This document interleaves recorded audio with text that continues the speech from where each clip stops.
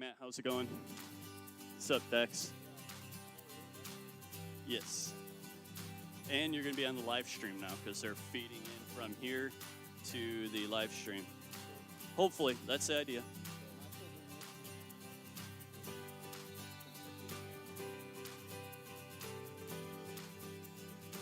This should be through the announcement. So, yes. Yes. Just in case it doesn't. Yep, you got it.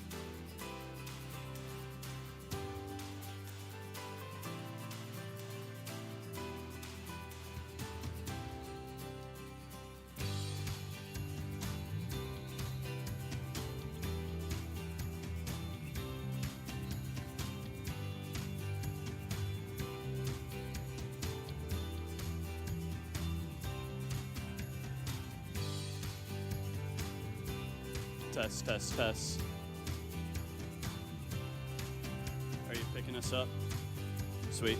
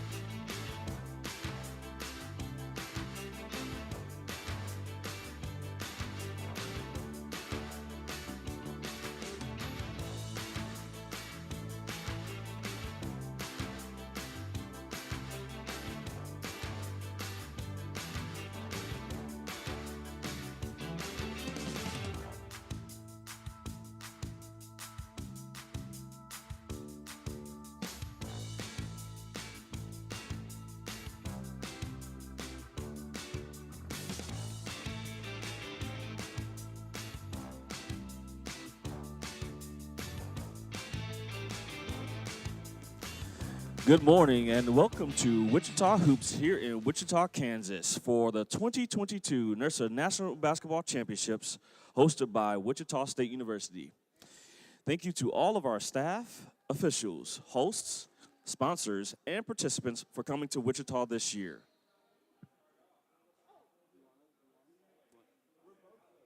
Pause for effect. We are gathered on the traditional land, unceded land of Oceti and Shikawan, Kiowa, and the Osage Nation. I ask you to join me in acknowledging these communities, their elders, both past and present, as well as future generations. NIRSA also acknowledges that the land upon which this event is being held was founded upon exclusions and erasures of many indigenous peoples. This acknowledgement demonstrates a commitment to the beginning process of working to dismantle the ongoing legacies of settler colonialism. The NIRSA Championship Series believes in good sporting behavior and is an integral component of intercollegiate competition. We wholeheartedly embrace that position that for positive sporting behavior to prevail, coaches, student athletes, and fans must display respect, fairness, civility, honesty, and responsibility before, during, and after all athletic contests. The NIRSA Championship Series is committed to holding tournaments in a safe and inclusive environment free from bullying. Offensive language, including profanity and or derogatory remarks of any kind directed at officials, event staff, student athletes, and coaches or team representatives will not be tolerated and are grounds for removal from the competition site. Positive sporting behavior matters. We thank you for supporting the teams in a positive manner.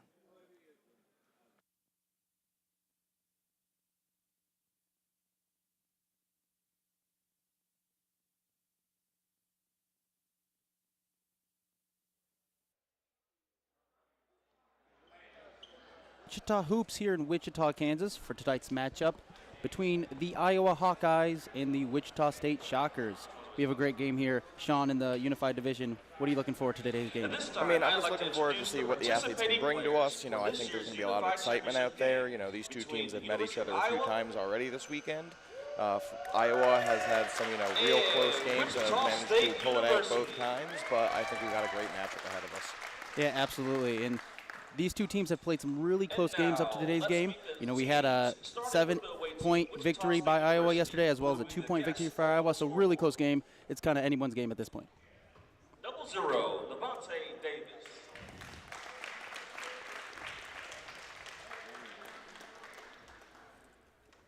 #31, Gigi Fisher.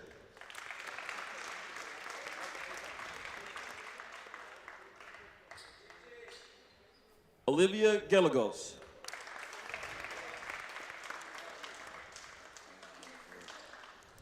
Abigail Griswold.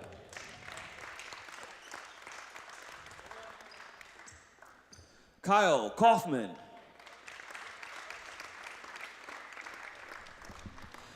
Tyler Griswold. And we got to say what's on that sheet, too. Where's the script? Number 25, Lauren Herron. This is how we Number should 33, probably get Alex started. James. Basically, they don't have it. Number 11, Derek James. Number 23, Brian King. Alexandria Nickel. Number 1, Andrew Sanchez. And the captain, Jace Biggins.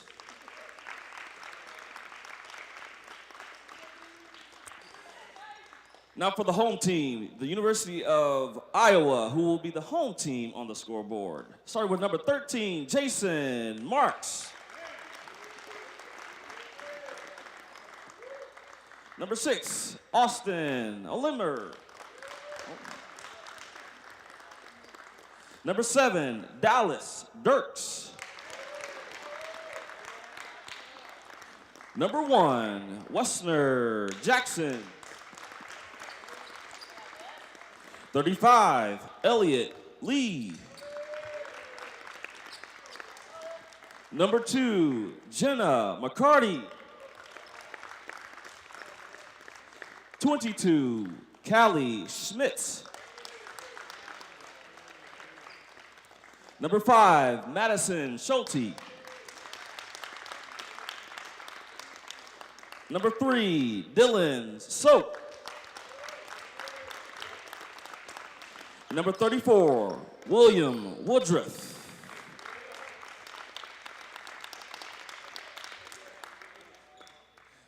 And Haley Schumacher. The officials for today's game: Tyler Zorn from the Loyola University, Maryland, Maddie Perrine from Baylor University, and Colin Nelson from the University of Wisconsin-Madison.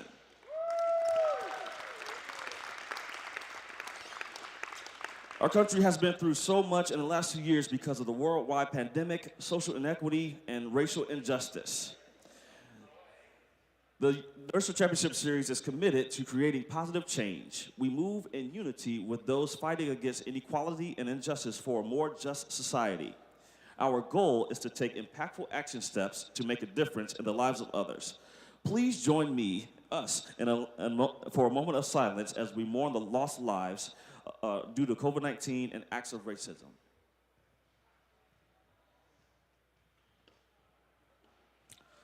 Our deepest condolences go out to the victims and their loved ones. Thank you. At this time, please stand and let's honor America with the playing of our national anthem.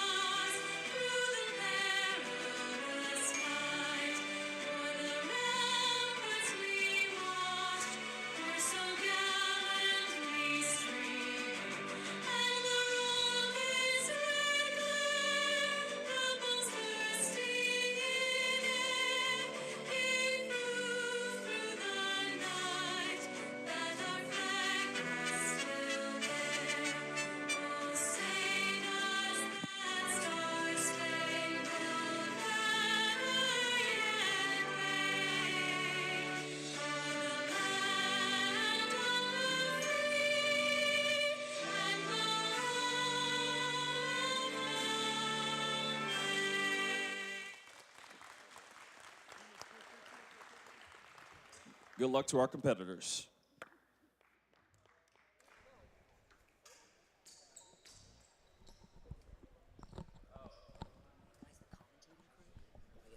All right, once again, thank you for joining us for today's matchup between the Hawkeyes and the Shockers.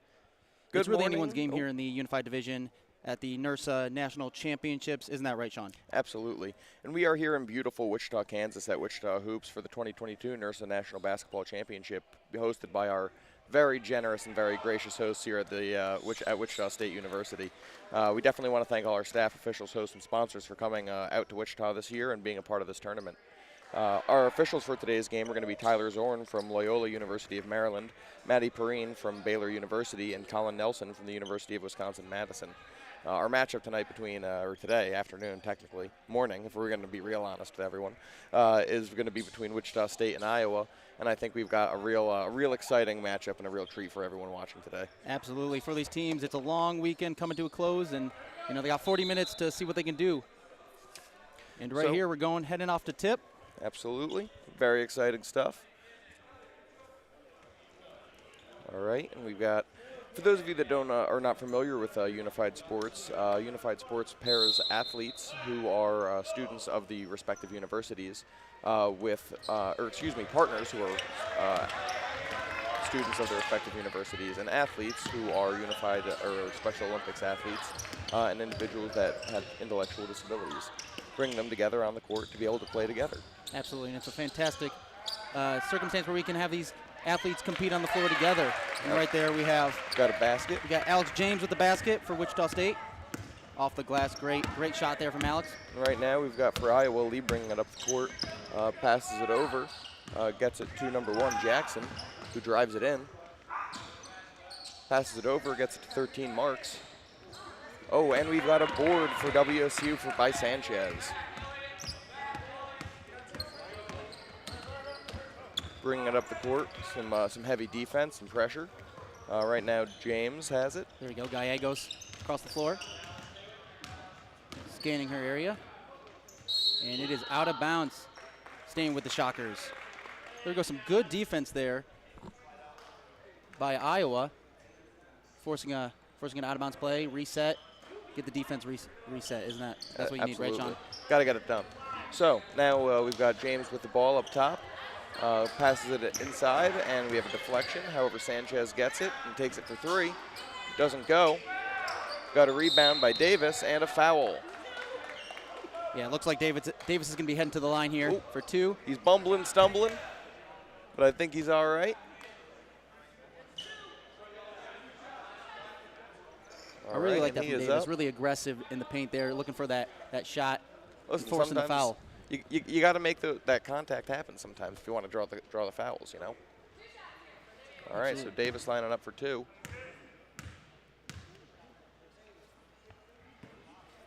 A little too strong there. A little bit. Apparently he hit leg day the other day. And, you know, I'd like to thank our sponsor, Shoelaces. Today's game brought to you by Shoelaces. If you don't tie your shoes, you can't go anywhere. But Davis gets the free throw to go. And no part from his shoelaces. I mean, they were tied. His shoes were tied. Shoes tied. He's ready to go. I mean, he's ready to play. And without that, who knows if that basket goes in. There we go. And Schulte passes it over. Over to Lee. Drives the lane. Bumps his own teammate a little bit, but he gets it out of trouble. Schulte passes we it got to the inside. Paint. And we've got a rebound by Jackson. He's bringing it up the court. Going to try and go coast to coast. He's against Lee. Gets it over to James. Gallegos with the shot, and it is good. Nothing 2. but net for Olivia Gallegos from Wichita State. And right now, 5-0 Wichita, trying to get some vengeance for the 2 games they lost earlier this weekend. Yeah, and the home team here, the Iowa Hawkeyes, the home team on your scoreboard there, trying to find a basket, you know, just trying to break through this Wichita State defense. They maybe have learned from their past 2 games, you know, adapted as the weekend gone on, and hopefully we can have a good game here. Oh, and we've got a turnover. All right. And as Wichita State brings it in here. Looks like Heron will be bringing it up the court.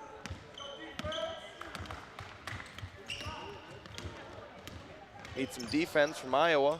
Gets it over into the corner to Davis, who chucks it up for 3, but it doesn't go. Yeah, a little too Marks short gets there. the board. Just a little too short.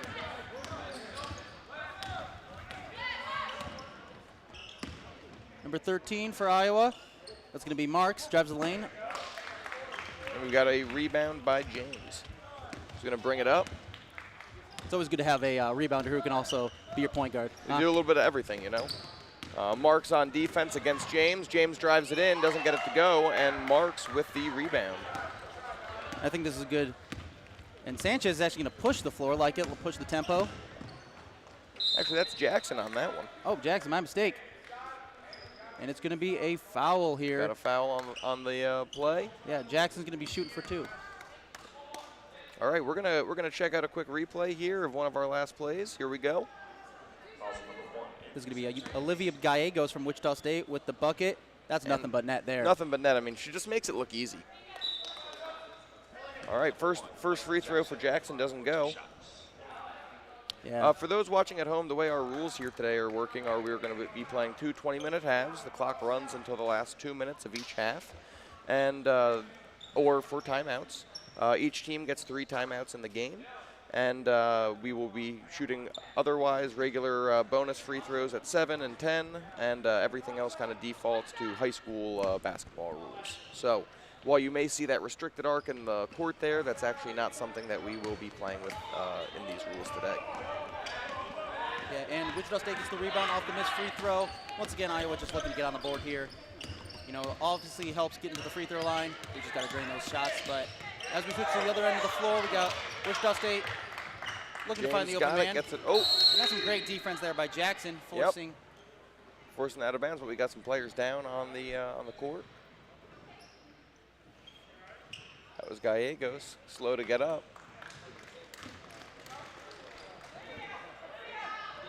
Hopefully she gets okay. We have a trainer here on site at Wichita Hoops, so hopefully she gets some attention. Looks like Wichita State might make a sub here. We got a sub ready to go. Puzzle. Black number 1, Mr. Jackson. Foul goes against number 1, Jackson. We're going to have an inbound here. And onto the floor now, we got number 31 from Wichita State.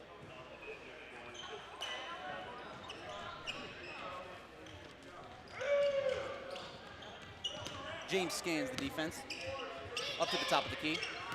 Oh, and great defense there from Iowa. Clymer here pushes the ball, and he is fouled on the way to the basket. He's going to be shooting 2.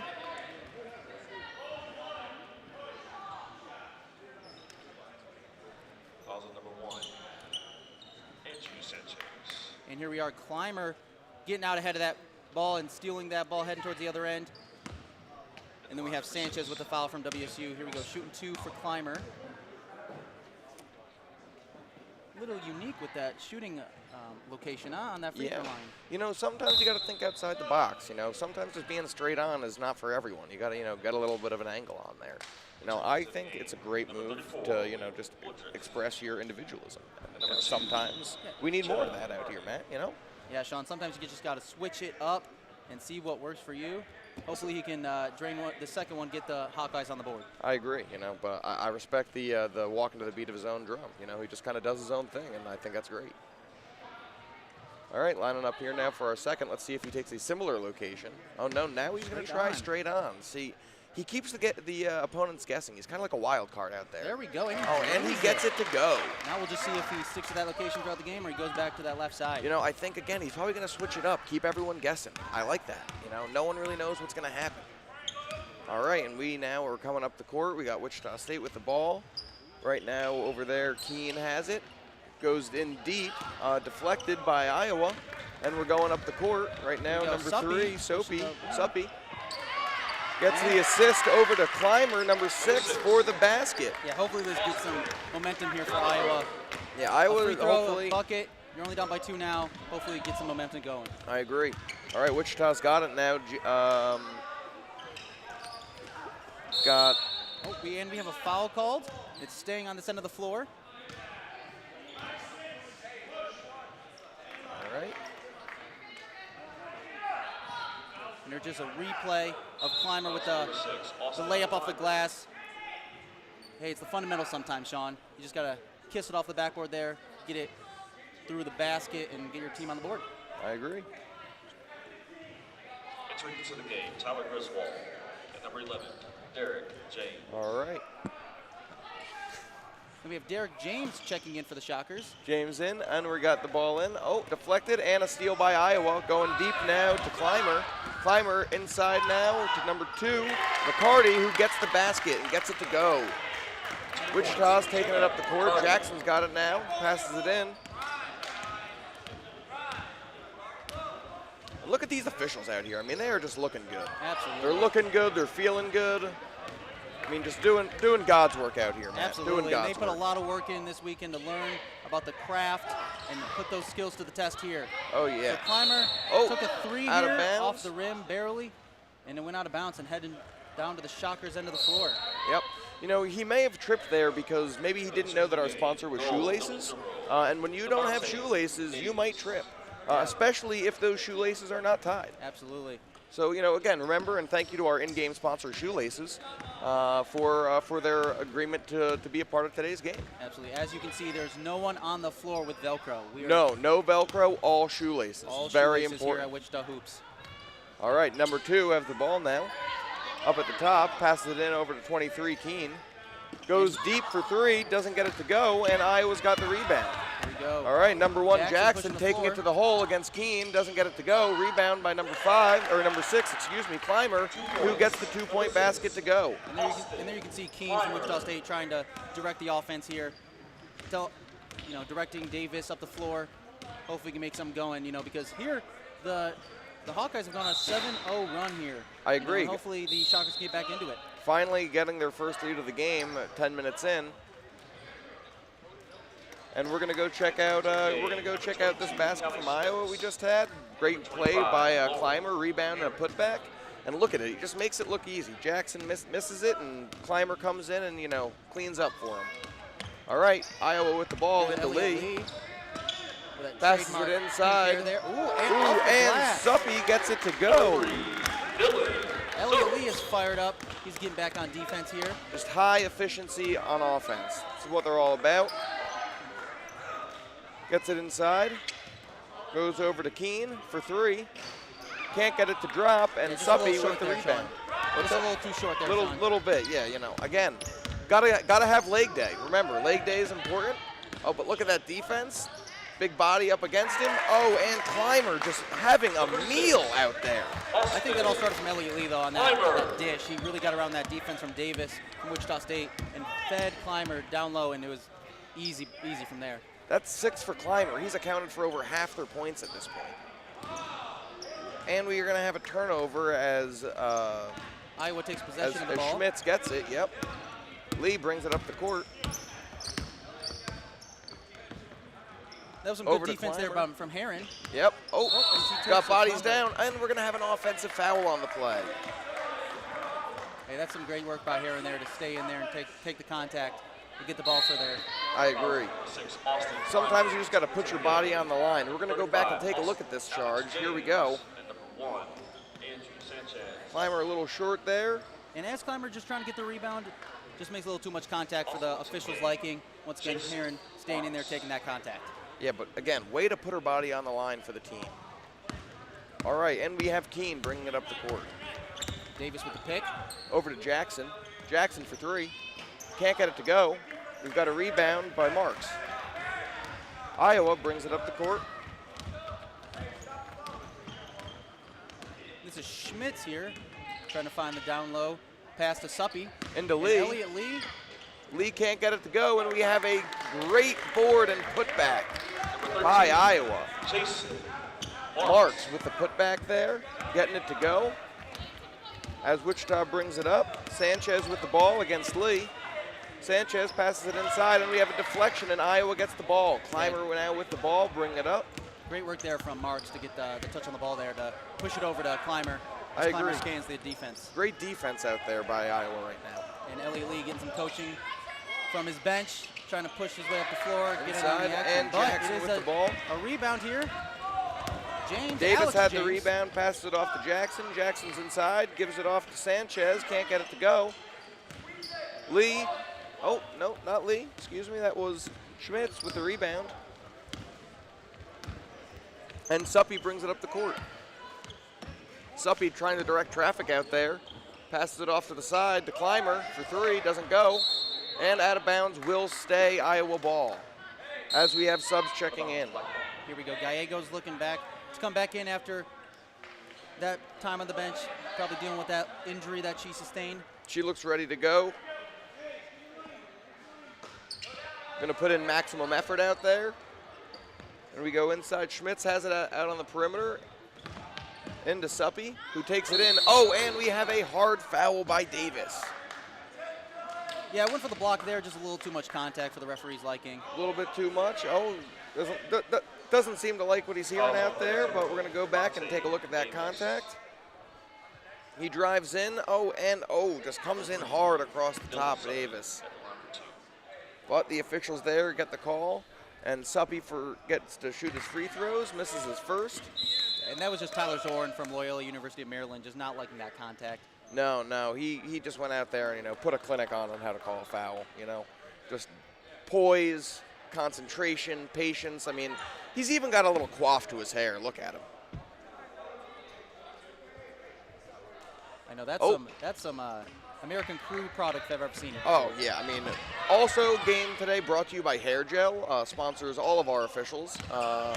because hair gel is the way that these young officials are able to get through the day. You know, if their hair is not staying in perfect position, I don't think that they think they can officiate right. Yeah, not a strand out of place. Not a single strand. I mean, it's like glue. But anyway, Jackson up the court now. Oh, and we have a turnover by Suppy with the steal.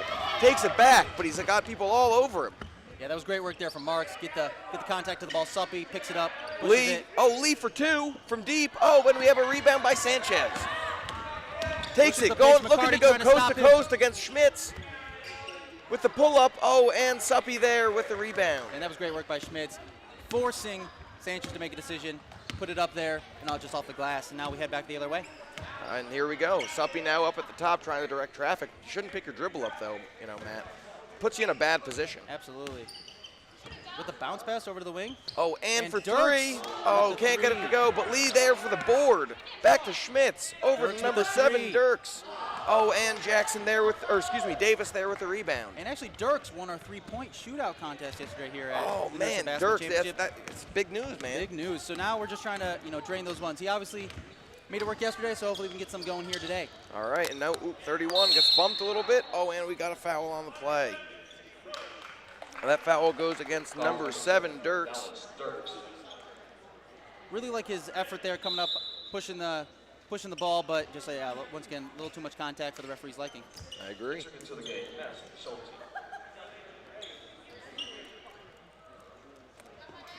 All right, and Wichita State will have the ball here on the inbounds. Coming down to the end of this first half, we've got 3 minutes left. As a reminder, when we get to 2 minutes, we'll have stoppage time on all the officials' whistles. Oh, and we have someone down on the court, but she looks to be okay. Slow to get up, but she's getting there. But Sanchez takes the 2-pointer. Oh, and we have a foul against Davis. Davis not liking that. And now he heads to the line, though. Hopefully he can channel that energy, drain some free throws, get his team back into it. Once again, Iowa's been on a 13-0 run. Yep. Started off kind of slow, but here we go. Picked it up as we head to the end of the first half. Yep. And, the official there talking to Davis, trying to, reassure him and remind him to calm down because, we got the foul on the play, and that's the best we can do in that situation. And here at home, just a reminder, Iowa is your home team. So they have 13 right now, and Wichita State is going to be your visitors, even though we're right here in Wichita, Kansas. Oh, man. It's funny how that works, isn't it? Absolutely. So they're going to have 5. So once again, Davis trying to knock this second free throw down, get his team back into it. Oh, and he fades away, and we have a rebound by number 13, Marks, as he brings it up the court. Actually, Sean, that's going to be Woodruff here. Oh, Woodruff. Excuse with me. the rebound. Got the wrong number there. My fault. I saw a 3 and assumed. Yeah, he climbed that ladder and really went up for that rebound. Oh, and we have Lee a little off the mark, and Sanchez takes it up the court, looking to go coast to coast against number 5, Schulte. Alex James trying to fake out his defender in Woodruff. And Gallegos puts it up just off the front of the rim there. Can't go. Lee with the rebound, trying to take it up the court and see what he can do. Oh, close. Could have been a backcourt violation there, but Marks there trying to get his body contorted. And Marks gets it to go right on the inside. Some great work here from the Iowa Hawkeyes, really communicating, spreading the love here with many different people getting some baskets. I was going to say, it's good to share the love, spread the ball around. It's important that everyone feels included and invited here at Unified Sports in particular. Jackson from deep. Oh, and Suppy with the rebound there.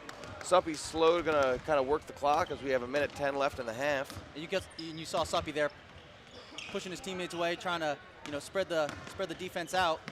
And now here we go back to Dirks. Dirks can't get it to go. Suppy with the rebound, and Gallegos gets in there, and we're going to have a held ball. Jump ball, possession. It's going to stay. Once again from Loyola with that decisive jump ball call. Decisive move, and the hair gel is just, it's something that just stays. You can tell it's coiffed, it's perfect. You really just love to see it for the look. I mean, just look at that. Look at it. Doesn't move. It doesn't do anything but what he wants it to do. Little coif in the front. He's just looking good out there. All right, and the ball is into Woodruff. And it's staying here on the Iowa side of the court. Woodruff's taking it out. He's either looking for Elliott. Lee. Oh, he passes it in. Inside. Oh, and we're over to 7. Dirks, who takes it, doesn't go. Woodruff gets the rebound. Dirks is really feeling that three-point wing shot there. He's trying to just get one of them to go. Yep. Lee can't get it to go, but Jackson's got the rebound. It looks like he's going to just do it all himself. Oh, but he can't do it. Oh, and he gets it to go on the putback. That's Alex James with the putback. Great work there from Alex James. following up his own shot. Some players would just let that go and say it's someone else's job to get that rebound. He decided that is my ball. I'm going to kiss it off the glass and get us 2 points. Hey, you know what they say? The glass man gets paid. And Woodruff slows it down here. Looking for that last shot. Hopefully be able to push this lead to about double digits here with either a 2-pointer, push to 10, or a 3, push to 11 here as we have Suppy out to the corner. Can't get it to drop, but Gallegos has the rebound. Gallegos has 2 seconds to put one up. James. Oh, and James doesn't get it off. And that's going to be the half with the score right now. Iowa 15 and Wichita State 7. And we will be back in 5 minutes after half with some more exciting action here from Wichita, Kansas. And until then, my name's Sean. And I'm Matt. And stay tuned with us here at Wichita Hoops. With and without intellectual disabilities on the same team. This partnership with Special Olympics was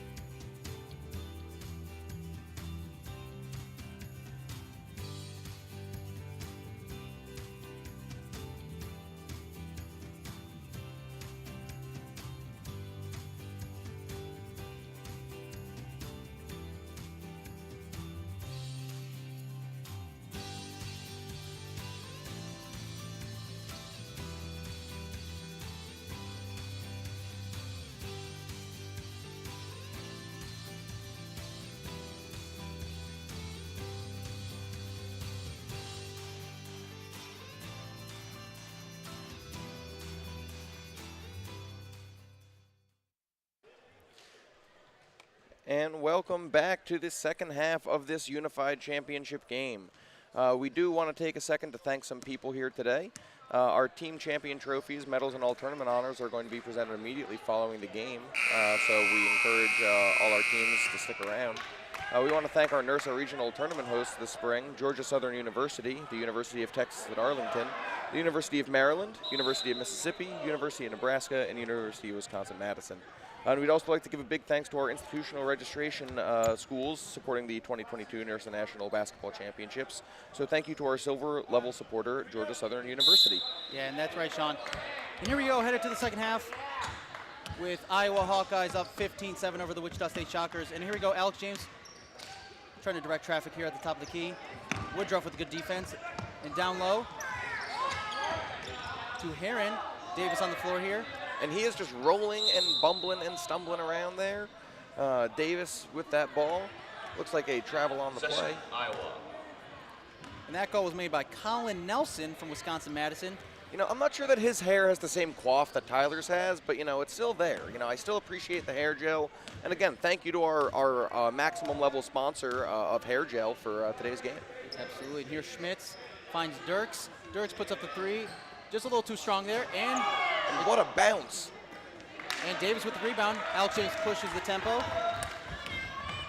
Sanchez there trying to find the basket, and it just goes off Sanchez's fingertips. And Iowa's going to get the ball back here. You know, Iowa hoping to build on that lead right now of 8 points.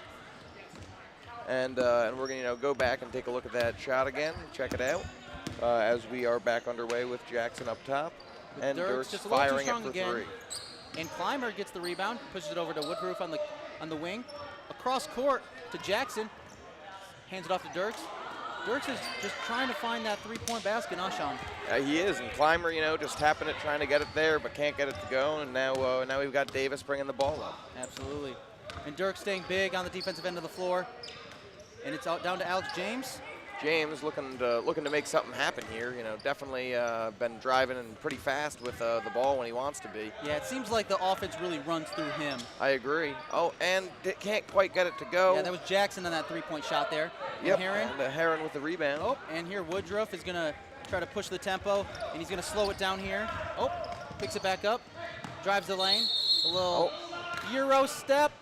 Oh, but and that one is step Tyler too Zorn. many. That is Tyler Zorn once again with the travel With call. that travel, the I other mean, way. it's the way his hair is coiffed that I really think makes the call pop. Yeah, he stopped that right in his tracks, pointed down the other way, and it is Shocker ball. And I have never seen such a straight palm and straight hand the way that he does his mechanics. I mean, it's really just inspiring. You can tell he does that in his mirror when he's at home. Oh, just a little bit of mirror work for him, I'm sure.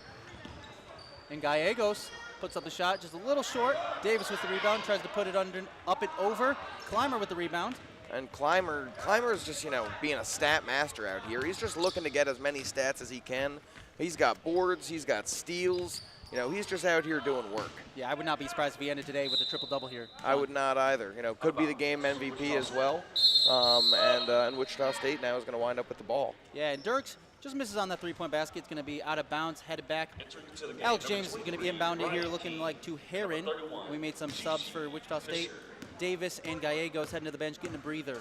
That's right. Fisher now on the court for Wichita, and as we come up the court with Heron. Yeah, Heron's over to Keene. Yep. Keene's looking down low to Sanchez. Sanchez trying to see what he can work with. Back over to Keene. Keene drives lane. And Woodruff there with the Woodruff basket there, again. just being a big body. Oh, and Clymer just looks to make him. Just a loses the handle, but recovers. And Schmitz, for 3. I would say Schmitz passed up that three-point attempt to hand it over to Clymer, who got a better look, it looked like, at that three-point, just a little too short. Yep, Sanchez now. Sanchez to Heron. Alex James at the top of the key. Back to Heron. Back to Heron. Takes the shot, and off the glass and in. The bank is open here in Wichita, Kansas. It looks that way. Only a 2-point basket, must have had her toe on the line, but still great basket nonetheless. And Jackson pushes the ball, trying to find Dirks. Dirks, real quick release here for Dirks. Can't get it to go, though. Out of bounds. Possession with Tuscany. All right. We're going to go back. We're going to take a look at Heron's last shot. Yeah, and here's Heron for the Shockers. Right off the glass, can't get much better fundamentals than that. You cannot. And, you know, you said it best. Bank's open. We're ready to go. Let's cash it. All right, Fisher inbounding the ball. Number 12. Going over to Griswold. And Fisher's going to bring it up. And Griswold calling it over for her. She's looking to see what she's got here. Pass it over to Keene. No, Keene Griswold down to probably James. enjoys a Christmas vacation or two, I'll you know? tell you what, that is no doubt about that. Griswold with the overhead pass to James. Woodrow getting that big frame in front of the ball. Here we go with Derek James. Oh, the Can't get it to James go. connection here. And Clymer just Alex all looking for over it Derek. like always.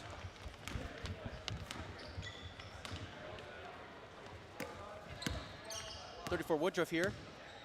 Trying to see what we can do. Oh, with the spin move over to Elliott Lee, who puts it up just a little too strong. Alex James with the rebound. Tell you what, Lee has been just firing from three today, but he hasn't been able to get him to drop. He's got to have one come sooner or later. Sometimes it's an argument of quantity over quality here, and he's really fighting for that quantity, hoping one will drop. I agree. Oh, And it Keene. goes off the leg of Keene over into the backcourt. Oh, no Looks backcourt like violation. Looked We're like the good. officials deemed that it was a tip from the Iowa Hawkeyes defense, so it is okay. And James with the three-point shot, and it is no good. All right. Iowa looking to, you know, extend their lead. They haven't scored in quite a while here. Oh, but Clymer, it looks like I spoke too You soon. spoke too soon, Sean. Clymer. Once again, here we go with the home team, Iowa Hawkeyes, on your scoreboard with 17, Wichita State with 9. Just looking to close that gap for the Shockers. We do want to take a second here to thank our directors of the Unified Tournament here at the NIRSA Basketball Tournament, John Merriman from Sam Houston State and Brittany Mueller from Florida State University, as Lee finally gets on the board.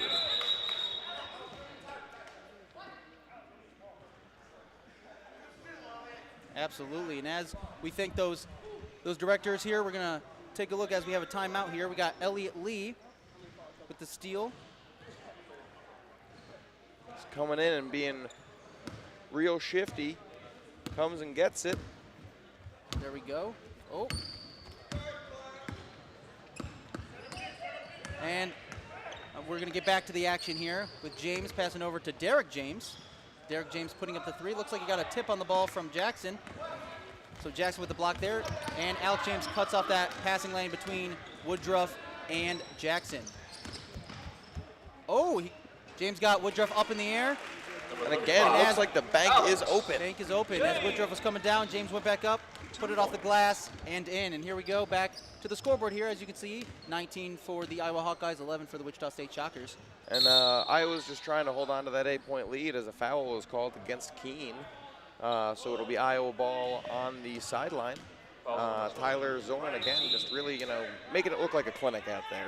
Absolutely. And really what I like is they're letting the officials are letting the game happen. They're not calling too much, not calling too little. They're only, you know, interjecting into the game when they have to. I agree. Some other thanks that we want to give out there are our hosts, Austin Sanderson, Carolina Moza, John Lee from Wichita State University, Carlos Perez from Wichita Hoops, and Josh Howell from Visit Wichita. Major thank you to all of them.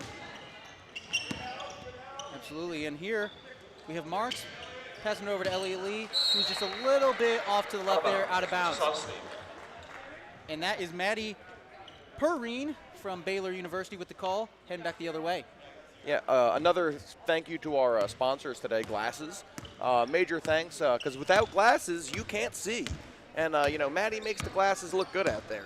So, you know, we appreciate Glasses for today's game. Absolutely. Absolutely. And As you Suppy can with see around that the court here, rebound. many people wearing glasses. Can't count them on two hands. That's how many. That's how important they are.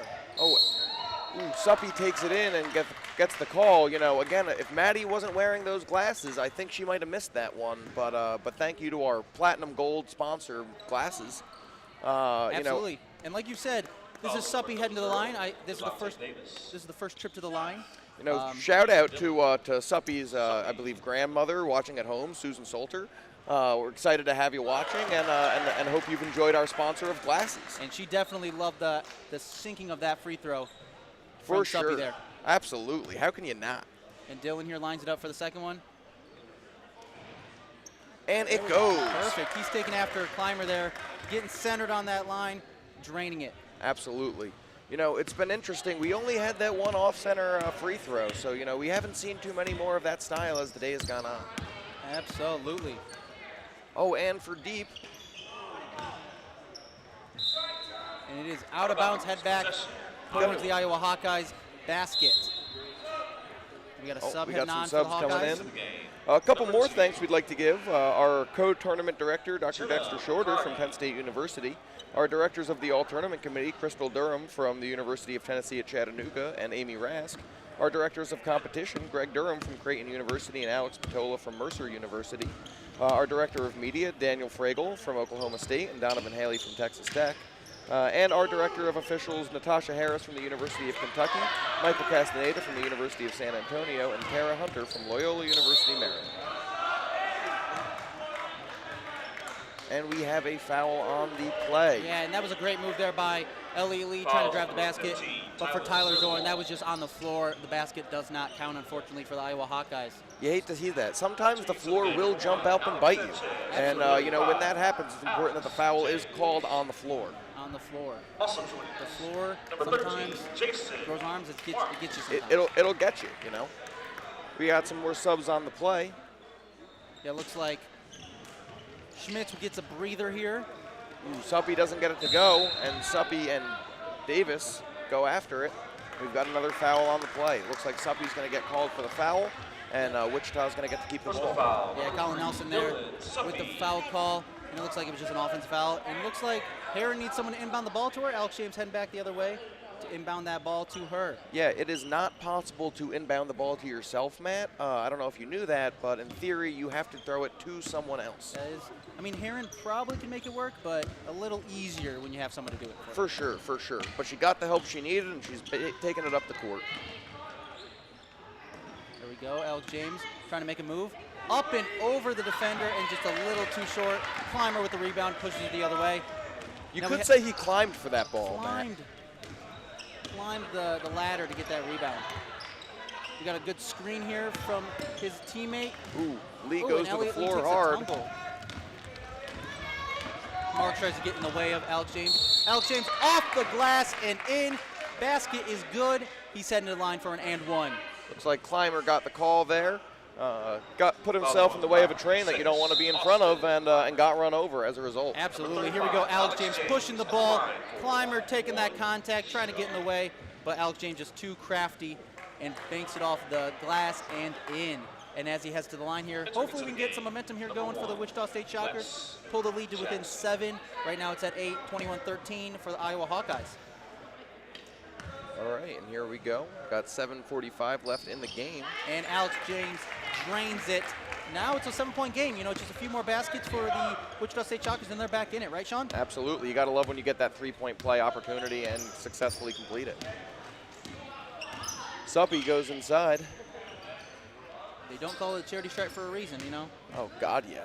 And that is I was going to say a great block there by Sanchez, but just a little too much contact there for Tyler Zorn. Yeah, Tyler said it was not a great block, Matt, and said, you know, I'm going to put a whistle on that, and we're gonna go shoot some free throws.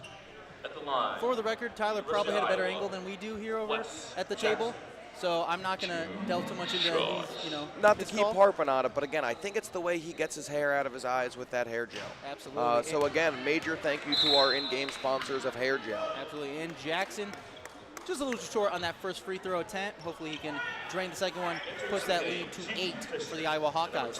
We've got Keene now checking in, as well as Fisher, as Sanchez and Heron head to the bench. Lee also heading to the bench for Iowa. And right here, those Wichita State Shockers heading to the bench, getting some coaching from Kyle Kaufman and Jace Diggins. Hopefully they can turn around here in the second half. Only 6 minutes left to go. Alex James telling him to get the ball in quick, push the pace. Time's running out here for the Shockers to get back into this game. Good screen there by Keene. James puts it up for 3. And Davis with a good rebound, up and off the back of the rim. And Suppy with the rebound. They're trying to trap him here in the backcourt. Suppy's just been doing work. He's got 5 boards on the day, 3 steals. He's got 6 points. I mean, he's just out there doing work. He's like the Swiss Army knife of the NIRSA Basketball Championship, I'll tell you what. Suppy Suppy inside makes again. a move on Davis, up and off the glass. Once again, the bank is open here in Wichita, Kansas. Everyone's getting deposits, withdrawals. Everyone's visiting the bank. That ATM is getting the work in today. I tell you what, Suppy might wind up being this game MVP with the points and stats he's putting up in this game right now. Once again, scanning the defense here. Good defense from the Iowa defender. Looks like that's Schulte there. Can't get it to go. And Jackson gets the rebound. Working on Davis here. Jackson's going to take it up into the front court. Dirks looking for the ball, and Dirks fires it up. Oh, and just a little bit too strong again. Alex James with the rebound, gets up there and gets it. Schulte tries to poke it away. And looks like Alex James is a little too fast for his own good, unfortunately, and it is headed back towards the Iowa Hawkeyes. And Sean, here, we really, if you're the Shockers, you got to get some baskets on the board. You're down by 10 here with 4 minutes, 42 seconds left in the second half. You got to string some baskets together to get back in this game, huh? I agree. You know, it's going to get tough with only 4 minutes left and that 10-point deficit right now. So they definitely got to, you know, keep working hard, and someone may have to put this team on their back. Absolutely. Absolutely. And here we go with Suppy, heading to the top of the key, looking for Dirks. Dirks with a three. Once again, super quick and release. almost the oop. Marks trying to put it off the miss. Sanchez looking for that three-pointer, puts it up, and it is a little short. He thought it was in it. He thought it looked good. It looked good to us here, but just a little bit too short. Needs to use those needs a little bit more, unfortunately. But at least his shoes were tied. Thank God for those shoelaces. You know, because again, if they came untied, could be an issue here for him. Yep, Schulte passes it over to Suppy. Suppy off the glass, but doesn't go in. Here we have Sanchez weaving his way through the defense of the Hawkeyes. Oh, and Keene unlucky, in and out. Sometimes it's just not going your way, and that seems to be the case for the Wichita State Shockers, huh, Sean? It seems that way. I mean, that was just an unlucky bounce. Seemed like it was ready to drop and just rimmed right out. Yeah, that is a high percentage shot if I've ever seen one. Durst is a little too strong. Got a good rebound, though, for the Hawkeyes. I really like how Suppy slows down the ball and tries to scan the defense, see what openings he can find. I agree. Here we go, he Schulte really driving is, the lane over to he's Jackson. one of their star players out there. I agree. And Colin Nelson saying it's sticking with the Iowa Hawkeyes. We've got a cadre of subs coming in right now. Yeah, it looks like we have Woodruff and Schmitz for the Hawkeyes, and Heron for the Shockers. And Griswold, it looked like, came in there Griswold as well. checked in too, yep. Came back from her Christmas vacation. She's ready to go. And Dirks is trying to finally have that three-point basket drop.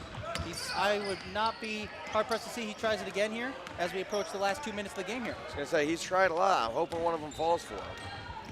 And that would be big for the Iowa Hawkeyes. Push this lead to 13. At that point, it's kind of an insurmountable lead for the Shockers here. Oh, and the ball dribbles out of bounds, and it is going to stay Hawkeye ball. And Clymer is headed back into the game, something the Shockers do not want to see. Same for Elliott Lee. No, this is really not good for them. He got his breather, and he's ready to go again. Same He's for going to Elliott just Lee. climb all over the place out here, Matt, I think. Elliott Lee, you can catch him on the court with that trademark pink hair there. Kind of hard to miss. And he is really making some moves here for the Iowa Hawkeyes. Oh, and it dropped for Jackson for three. He's been out here working hard all game and finally gets some points on the board, really helping to extend that lead. His entire team is loving it, really. And here we go, Griswold pushing it up. Heron with the ball now. Pushing it to the wing. Trying to find an opening. Back to James. James working on Woodruff. James behind the back, through the legs. Trying to make a move on Woodruff. Oh, and Woodruff almost fouls, but doesn't get I know, that was called. some contact. Referees thought it was okay. Sanchez, Tyler apparently didn't mind that one. Yep. There's a host of bodies there in the paint. Finally, Schmitz comes out with it, pushes the floor. Griswold heading on defense here, getting in front of the ball, takes a swipe at it. Schmitz throws it down. And over to Jackson. Jackson puts it up. He is feeling it. And a little bit to the left there. James with the rebound. And sometimes when you're feeling it, you got to put up as many as you can, right, Sean? You got to try. I mean, it's the only way to get them in. You can't try without, or you can't get any yeses without trying, right? That's what I've always told as a kid. You can't get a basket without shooting. So. Absolutely. And here in the last minute, Sanchez trying to find a consolation three for the Shockers. Elliott Lee pushing it. Sanchez good, getting back on defense. Sanchez Passes it slows off. it up. Back to Clymer. And here And we it's go just into the last. bobbling around down there, Matt. Yeah, absolutely. And here in the last 37 seconds, what did you like from the Iowa Hawkeyes today to where they came out on top today? You know, I think, the way that they just, played as a team, facilitated and got everyone involved, I think was a key to their game. And, I think, a huge part for them was both Clymer and Suppy. They both, played huge roles for this Iowa Hawkeyes team. And I think really has helped them secure all 3 victories this week. Absolutely. And still a shout out to the Wichita State Shockers. Really still fighting to the end with heart, just like that with Davis saving it. Back to James. James trying to find, once again, a consolation basket here. And James gets he to gets go to go before at the the buzzer. Alex. Well, thank you, and congratulations to your Unified Division champions, the University of Iowa, at 27-16.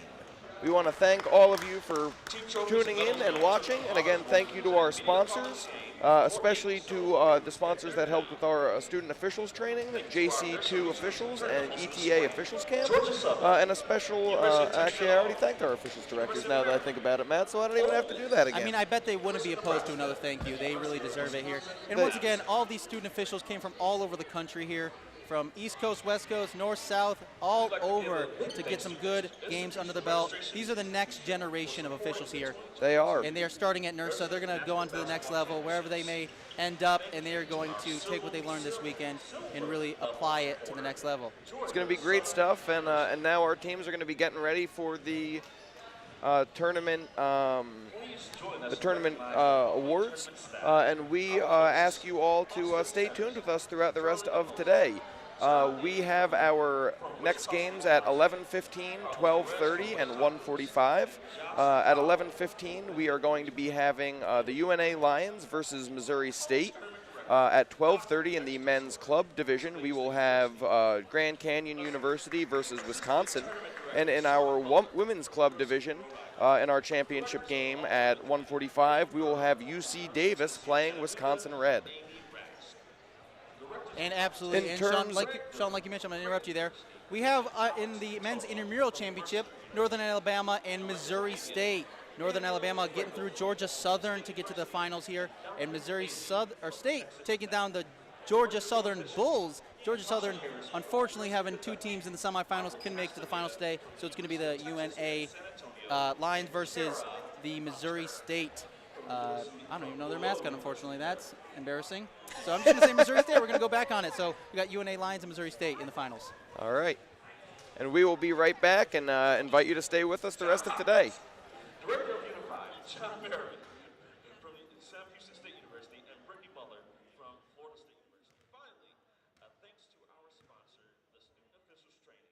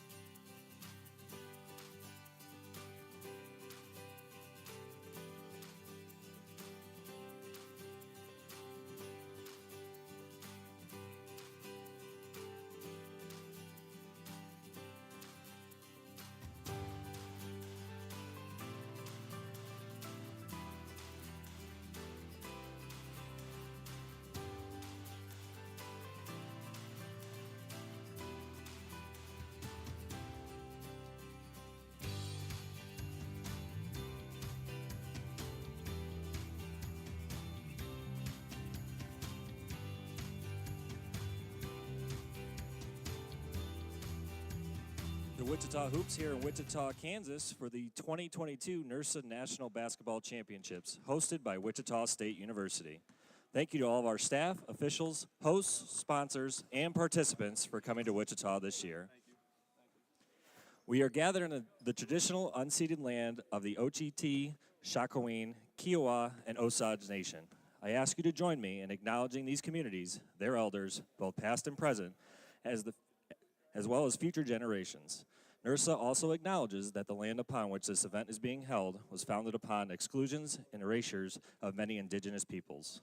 This acknowledgement demonstrates a commitment to the beginning of the process of working to dismantle the ongoing legacies of settler colonialism. The NIRSA National Championship Series believes good sporting behavior is an integral component of intercollegiate competition. We wholeheartedly embrace the position that for positive sporting behavior to prevail, coaches, student athletes, and fans must display respect, fairness, civility, honesty, and responsibility before, during, and after all athletic contests. The NIRSA Championship Series is committed to holding tournaments in a safe and inclusive environment free from bullying. Offensive language, including profanity and or derogatory remarks of any kind directed at officials, event staff, student athletes, coaches, or team representatives will not be tolerated and are grounds for removal from the competition site. Positive sporting behavior matters. We thank you for supporting the teams in a positive manner. At this time, I'd like to introduce the players for this year's men's intramural championship game between the UNA and Missouri State.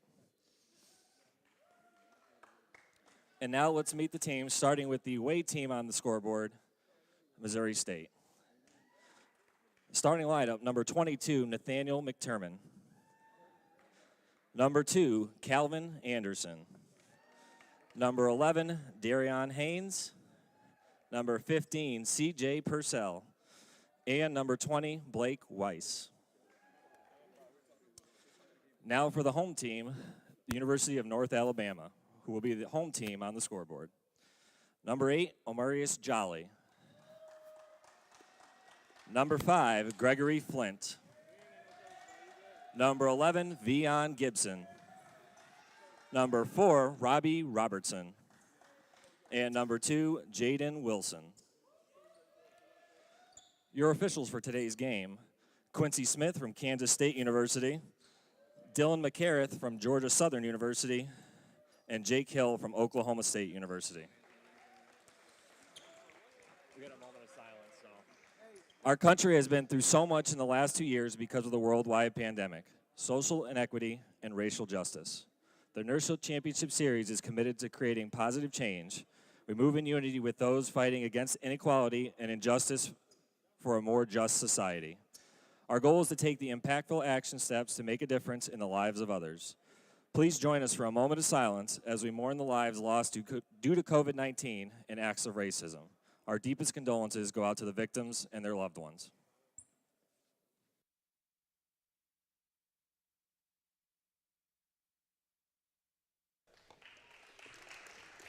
Good morning and welcome to Wichita Hoops here in Wichita, Kansas for the 2022 NIRSA National Basketball Championships hosted by Wichita State University. We want to thank all our staff, officials, host sponsors, and participants for coming to Wichita this year. My name is Sean Butler and I will be your play-by-play commentator alongside. Hi, my name is Scott Fliginger. I'll be your color analyst. I'm from Cornell University. It is an absolute pleasure to have me today. So at this time, we'd like to introduce our teams. We have the University of North Alabama Lions in gold playing against the Missouri State Bears in red. And the tip is up. Our officials for today's game is referee Quincy Smith from Kansas State University, our umpire 1, Dylan McCareth from Georgia Southern, and Jake Hill from Oklahoma State. And right off the mark, Weiss for Missouri gets a basket for 2, and they come down the court now with UNA with the ball. We're in for a great matchup today. Both teams having a tough semifinal to get through into the final here. Just had a bucket. Robertson gets 2 there, and Missouri State back up the court. Goes down low, back across the court to number 11 Gibson, or excuse me, number 11 Haynes. Doesn't go. Anderson has the board, and the ball goes out of bounds and stays Missouri State ball. Lots of excellent passing so far by Missouri State. Ooh, goes loose. And we've got a rebound by North Alabama. Number 4, Robertson. And 11, Gibson gets the ball to go. Great look ahead to Haynes there for the easy lay-in and 2.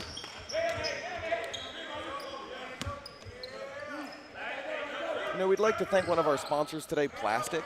Without Plastic, we wouldn't have shoes. And, you know, without shoes, it would be hard to play basketball. So big thanks to our sponsor, Plastic, as the ball goes out of bounds and a turnover to Alabama. We're going to go back and check out this assist here for Northern Alabama. Yeah, you're going to see he's going to go cross there, and then we can finish with the left hand. A little out of control. Still managed to reel it in with an excellent lay-in for 2. It's number 3, Juniper. And it goes number 2, Wilson for 3. Opening up a 5-point lead here. Alabama is the home team on your scoreboard, so they are currently up 7-2 over Missouri. Yeah, excellent 3. Left it hanging there, too, for everyone to see.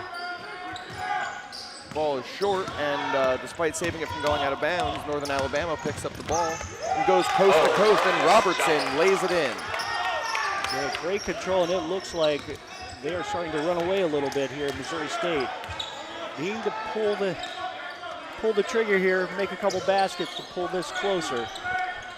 And the ball goes inside to 20. Great look. Weiss, who lays it in.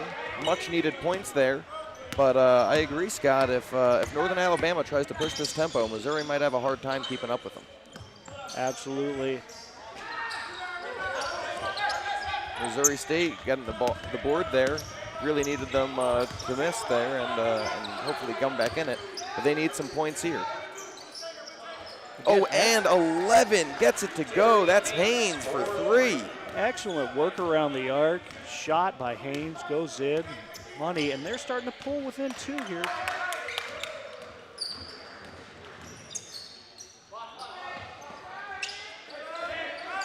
And that's again Weiss with a rebound. He's doing a lot of work on the boards.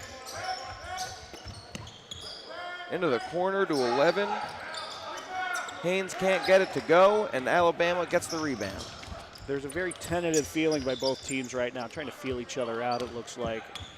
Trying to get comfortable in their offenses. You know, they've had a long weekend. This almost becomes, you know, an endurance contest as much as it is about skills in basketball. Absolutely. Takes it inside, can't get it to go, and that's number 2, Anderson, with the board. 22 blows by him, McTarren. Goes back to McTarren in the middle. Oh, and we've got a steal there by number 11, Gibson, who's going to try and take it. Oh, can't get the pass. That was great anticipation by Gibson, who's going to put up a 3. And again, that's Weiss on the boards. Looks like he might have gotten hit in the face there, but no call. Speaking of calls, 33 officials this weekend at the tournament. All these officials, student officials that are coming from many different institutions. Again, Gibson with the ball there. Goes to Juniper, can't get it to go, and that's Weiss with another rebound.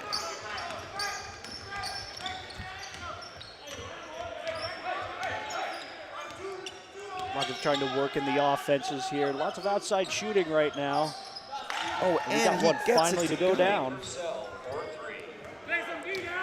CJ Purcell with 3 there. And now, having spoken that Missouri State was down 7, are ahead 1, 10-9. The steal by Purcell and foul. And we've got a foul on the call. Officials are going to get together and talk. North Alabama foul, number 8.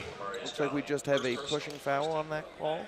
Yeah, this is where Purcell had the great steal, driving down, and it looks like gets undercut there. Gets undercut. Juniper comes in, undercuts. A little bit of a question of what do we got there. Foul does go. We are shooting 2. Makes the first.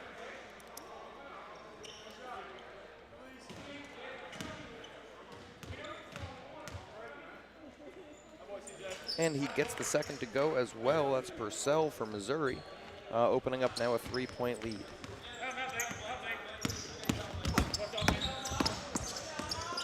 North Alabama drives, major contact, and an offensive foul call against number 4, Robertson. Yeah, a lot of contact underneath the basket there. You have a drive to the basket. Defender there hits him square, knocks him over. Pretty bang-bang play, but a good call by the officials, and we're going the other way for Missouri State. You know, I think now is a good time to thank one of our other sponsors, Barbers. You know, I think our Barbers have really made our officials and players look good out here. And, you know, without them, they probably wouldn't be able to do what they do as well. So major shout out to our gold, platinum, silver level sponsor, Barbers. As number 11, Gibson gets another steal. And the putback can't get it to go. Got a lot of contact down there. And a held ball is called. North Alabama has possession on the arrow, so they're going to keep the ball. Yeah. Northern Alabama coming out a little more aggressively now that they see Missouri State can definitely run with them in a steal. Ooh, tries to oop it, but can't get it to go, and Alabama gets the ball back. And that's number 5, Flint, with a nice putback from behind. Great reverse lay-in by Flint after that steal. Now at the top, Anderson with the ball. Ooh, can't get it to go. Weiss has it. Weiss goes back to Anderson. Great cut. And a foul called.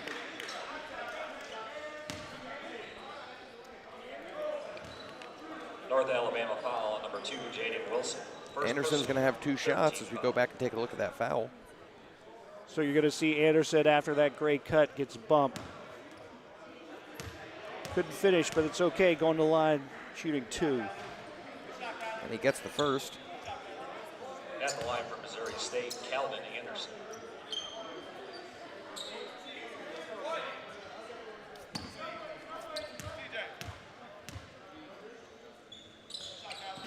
Can't get the second to go. Weiss fighting for it, can't get it, and Gibson's got it. And now Missouri State applying a little pressure. Oh, and Missouri State gets the steal. C.J. Purcell with the steal, missed lay-in. Purcell's been busy. Gibson can't get it to go. But Wilson gets the rebound. You know, Scott, this team seems to be running through Gibson. Absolutely looking for their opportunity. Good defense right now by Missouri State. A lot of standing around. Got to have some cuts. Looks like there's some ISOs trying to get some people, draw some people for drive a dish. Got a teardrop right now by number 1, Gray. Purcell with a nice board. Goes to Anderson, back to Purcell. Goes inside to McKernan. Oh, and another turnover. Gibson getting the ball. Ooh, and we have a kick ball on the play. And North Alabama will keep possession out of bounds. Yeah, you're starting to see Missouri State trying to run through Weiss, number 20 underneath. Try to get a couple touches down there. Hopefully either make a turn to the basket or find a cutter for an easy score. And the ball is inbounded. Number 2, Wilson, I believe that is. Goes up top to Gray, who's surveying the court.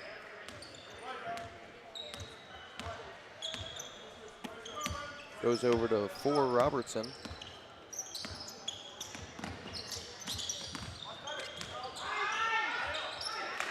Great look and cut there. And that was number 5, Flint, with the basket.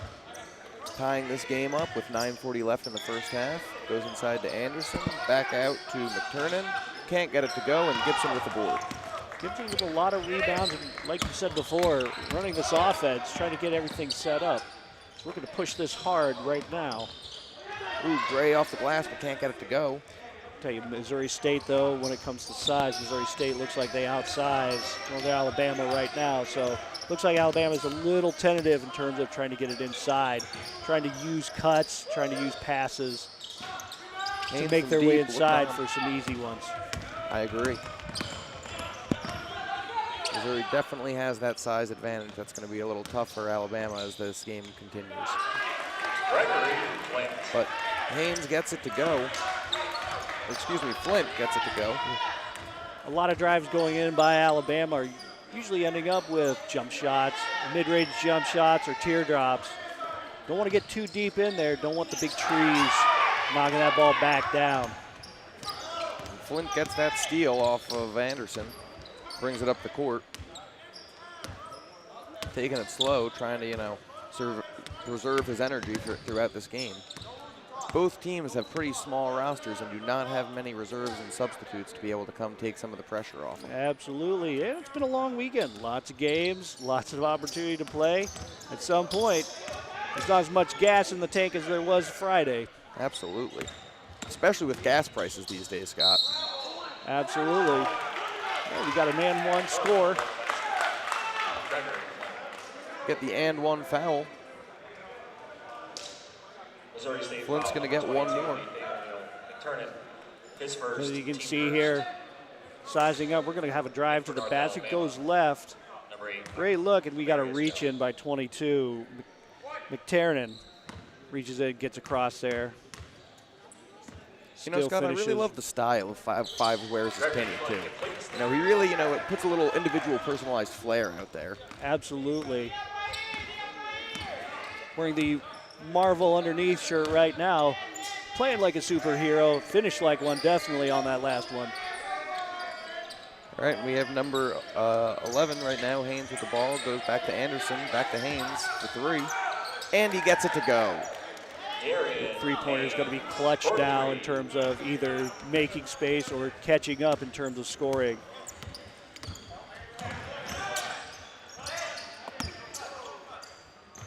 Passing the ball around over to Flint. Flint gets pressured by Weiss. Flint drives by him, passes back out to Robertson. A little bit of crash, nothing called. And Robertson gets the two. Yeah, it looks like Northern Alabama right now trying to make a lot of space, spread things out so they can have drives, kickouts as well, trying to draw defense to whoever's driving in there. Long three. Man, and Haynes from deep for three. Yeah, tell you what, pulls up from about 25 plus there. Pulls up from the volleyball kill line and literally drills it in. Didn't know you were there. And some rule differences, just so everyone's aware. The clock will only stop for the last 2 minutes of each half. Traveler on the play against Gibson. Yeah. Definitely traveled, tried to get the jump step in there. Took one step too many, though, on that jump stop.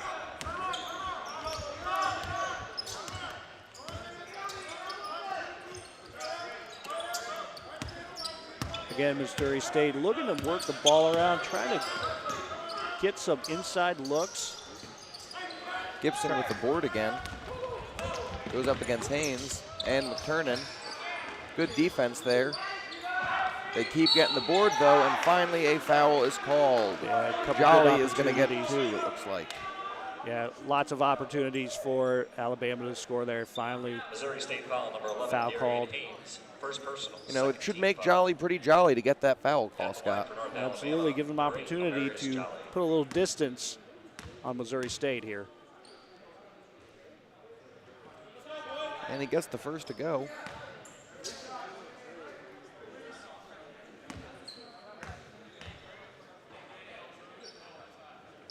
Second goes. Got just under 5 left in the first half of this men's intramural championship game. Again, for a three-point game, still a lot of tentative play. Again, teams tired. Lots of games this weekend, trying to find their opportunities to strike, make some distance, or make up some distance. Speaking of distance. That's Purcell from deep for three. CJ Purcell, very active tonight for Missouri State. Ties the game back up and puts Missouri State back where they want to be. Alabama with the ball in the middle, that's Gray. Purcell knocks it loose. Weiss fights for it. And we have a held ball on the play. And it's going to be Missouri State's ball on the arrow. Purcell with some quick hands knocks that ball loose. All right, we're going to go back and check out Purcell's shot that he just had real deep for 3.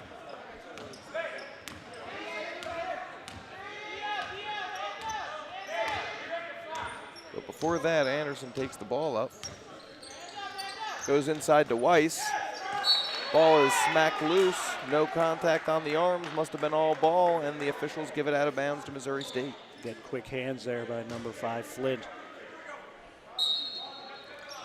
So McTurnan throws it in to Anderson. Anderson back to McTurnan, who goes out to Haynes, who gets it to go for 3 and gives Missouri State a 3-point lead. Boy, that inside-out game working pretty well the last couple times down for Missouri State. Kicking it inside, drawing the defense, finding open shooters out in Threeville. Speaking of Threeville. Oh, and Anderson with the board going deep to Purcell.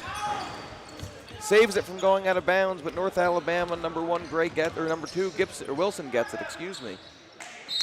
Knocks it off of Missouri State, and North Alabama's going to keep the ball. Yeah, you're starting to wonder if the tiredness of the weekend is starting to factor itself in. Losing a handle here or there. Passes not as crisp. Shots not as accurate. It's tough. As we mentioned, this turns into almost an endurance contest. And Flint with the board gets it to go, doing the work. Anderson brings the ball up, taking it slow, trying to save some of that energy as we're just approaching 2 minutes left in the first half. Again, the pacing's a little slow, but the score belies it. It's a 1-point game. Well, the officials out here haven't really inserted themselves too much, and as I say that, we get a whistle on the play. Yeah, foul turning away, going up. We're going to shoot 2 here. You know, good opportunity to thank one of our other sponsors, Polyester. I mean, the way that these official shirts are just popping right now is really something else, and I think we really have to thank Polyester for that. Absolutely. So this is McTurnan, who lining up for 2 shots. Gets the first to go. We are right at 2 minutes, so the clock stops right at 2. Coach seems to be giving the official some words about stuff, although the official is kind of laughing it off. Seems to be an okay conversation. Yeah. McTurnan gets the second shot to go. I think we're talking about defenders being straight up, making sure that arms aren't coming down there. Friendly discussion, as you said. Haynes gets the rebound and passes it off to McTurnan. And we have a foul on the play. Not a smart foul by Alabama. That's Wilson who gets the foul called against him. And number 1, Gray, is going to check in. Yeah, almost unnecessary, kind of a run-by foul there. No, nothing really happening. Trying to look for a quick steal, but instead makes a little too much contact on ball handler. Under 2 minutes to go, passes inside to Weiss. Gets it back out to Haynes. Inside-out look. And we have a rebound by Alabama. Again, and he goes coast to coast. Really great watching him go down the court, survey, see where his wings are, passes off left. Great finish for 2. Anderson to Purcell. Purcell goes inside to Weiss. Purcell goes back to Anderson, who takes the 3 and gets it to go. Gives him a 4-point lead with 1 minute left in the half. Again, every time North Alabama seems to catch up, that 3 ball gives Missouri State a little more distance. Ooh, Alabama just doing some work out there. That's number 3, Juniper. What a lean in by Juniper. Juniper going left and then leaning in with the right. Enough body control to just eke that one in. It looks like Missouri State might try and run this down and save it for the last shot. Anderson just kind of hanging out at the top of the key, and North Alabama is not looking to pressure or get them to do anything with it. Again, saving their energy probably for that second half here. We're in a 2-3 zone here, North Alabama. Knowing that they don't have a ton of players on that bench, trying to save energy and fouls as well. It looks like we're going to get some action here in the last 10 seconds. All right, goes inside to McTurnan, who lays it in, gets it to go. And North Alabama now has 8 seconds to do something.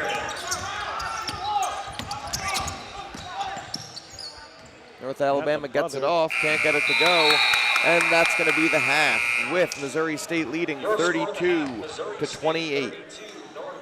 With that, we want to take a minute as we enter halftime to thank some of our sponsors and host schools. We want to thank our NIRSA regional tournament hosts this spring, Georgia Southern University, the University of Texas at Arlington, the University of Maryland, University of Mississippi, University of Nebraska, and the University of Wisconsin-Madison. In addition, we'd like to give a big thanks to our institutional registration institution supporting the 2022 NIRSA National Basketball Championships. Thank you to our silver level sponsor, Georgia Southern University. In addition, please join us in recognizing the following tournament staff. Our hosts, Austin Sanderson, Carolina Moza, John Lee from Wichita State University, Carlos Perez from Wichita Hoops, and Josh Howell from Visit Wichita.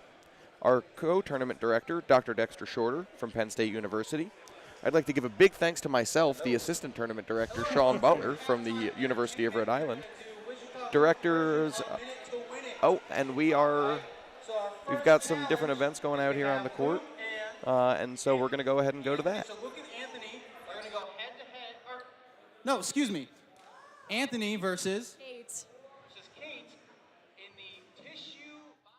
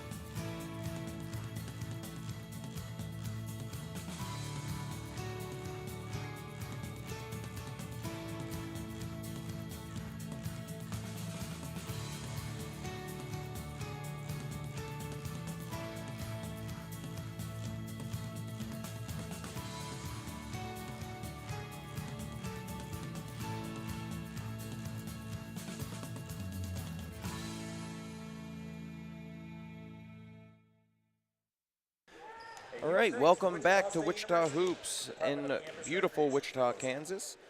We are at halftime of our men's intramural division championship game. And we've got some highlights to show you from our first half between Northern Alabama and Missouri State. Yeah, great drive here to start us off during the game here. Lots of great action by both teams. North Alabama hitting that big three. Great drive underneath there as well, fast break.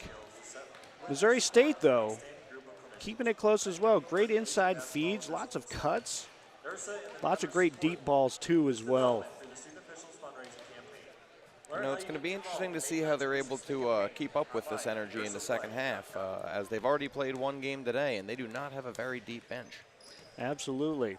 Again, another drive here and score from Northern Alabama. Scores and photos online from all this weekend tournament action. Online, our hashtag on Twitter and Instagram, #NIRSABB. And one more lean in as well for Northern Alabama. Northern Alabama. Great lean in and drive there to finish. Northern Alabama with a lot of inside drives and plays. Missouri State with a little more outside shooting, though. It's got them ahead, 32-28 here at the half. Right now for Northern Alabama, number 5, Flint, is leading the pack with 11 points.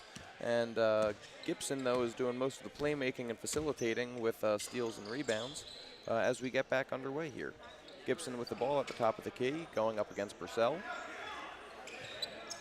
And I imagine now that as this is the second half, the last game of the day, last championship, we're going to see a lot more energy from both teams, ready to put it all out there on the deck.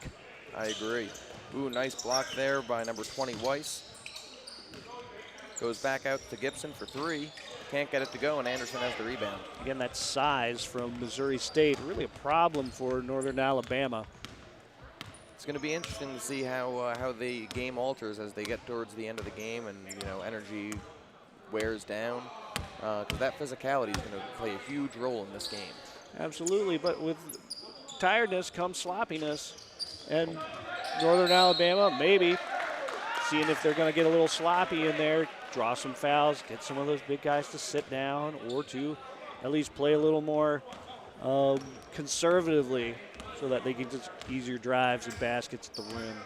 The ball goes out of bounds off of Missouri State, so Northern Alabama with the ball. Robertson up top, and Purcell tips it away. And Purcell with active hands today. Great give back. Good pass back from Haynes there, back to Purcell. Purcell can't get it to go, and there is a foul on the play, so Purcell's going to get 2. North Alabama foul, number 4, Robbie Robertson. First personal. Yeah, Purcell tonight really being active, steals, hands. Well, Purcell lines it up, can't get the first to go. And these free throws may be crucial towards the end of this game with how close it's been. Absolutely. Free throws always important. You always want to bury them when you got them. Gets the second. Northern Alabama will get the ball. Number 3, Juniper, brings it up.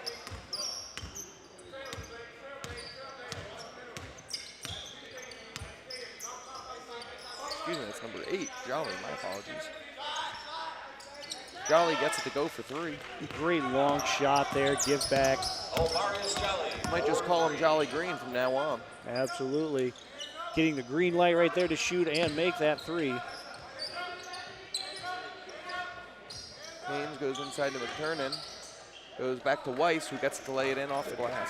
When Weiss has space and time and an excellent entry pass, he is going to be very automatic around there. He is great around the rim. We have a foul on the play as the ball gets popped out there. Foul on number 20, Blake Weiss. His first. It's going to be Northern Alabama down low. Absolutely. Again, you get to see that look. Again, he gets that entry pass deep, and it's an easy lay-in for Weiss and Missouri State. And that's number 5, Flint, who gets the rebound and put back in. A little miscommunication there by Missouri State. There's a little bit of talk between who's got who in that situation. Haynes goes across the court to Purcell for 3, who buries it. Right now, Missouri State so much further ahead than Northern Alabama in that 3 department.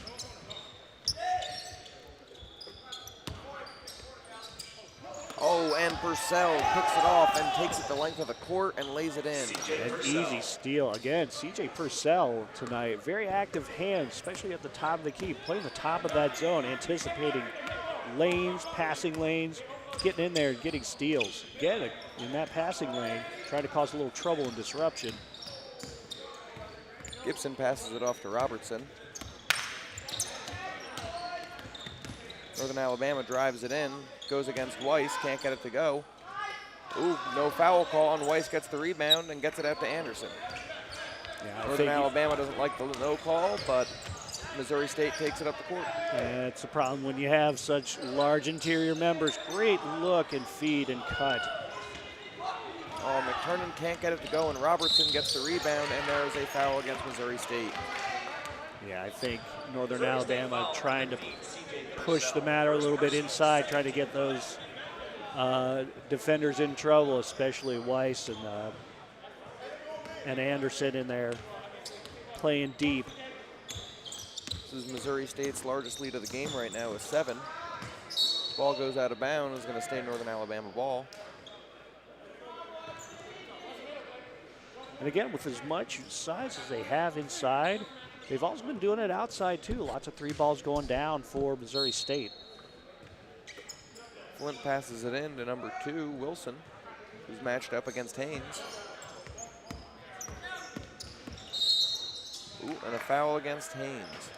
Again, we're probably going to see a lot of tired bodies and tired action here by defenders, especially the outside of that zone. Northern Alabama spreading things out, trying to find some seam or some way to get defenders to draw out. Right now, Missouri State playing a little disciplined in terms of staying where they need to stay, cutting off those lanes, those cutting lanes. And Northern Alabama, Gibson comes up for a screen. Robertson goes back to Gibson. Robertson working against Purcell and Haynes.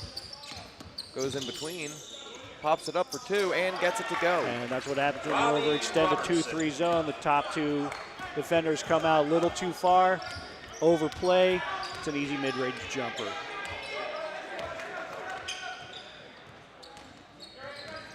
Goes inside to Weiss, goes back out to McTurnan, who drives it in.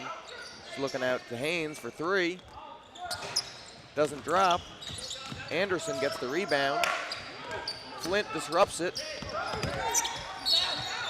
And he steps out of bounds. Missouri State's going to get the ball. Yeah, a little bit of discussion there about trying to get out of bounds or trying to get out of the way. Official almost getting run over on that play. But again, thankfully for Polyester, the shirt moves with him. I mean, it looks Absolutely. painted on him. Let's be honest, Scott. He just makes it look good. I know, these officials are in good shape. I mean, in order to officiate these games, you have to be in great shape. A lot of running involved, concentration. Anderson from deep downtown for 3, letting it be known, and now getting an 8-point lead.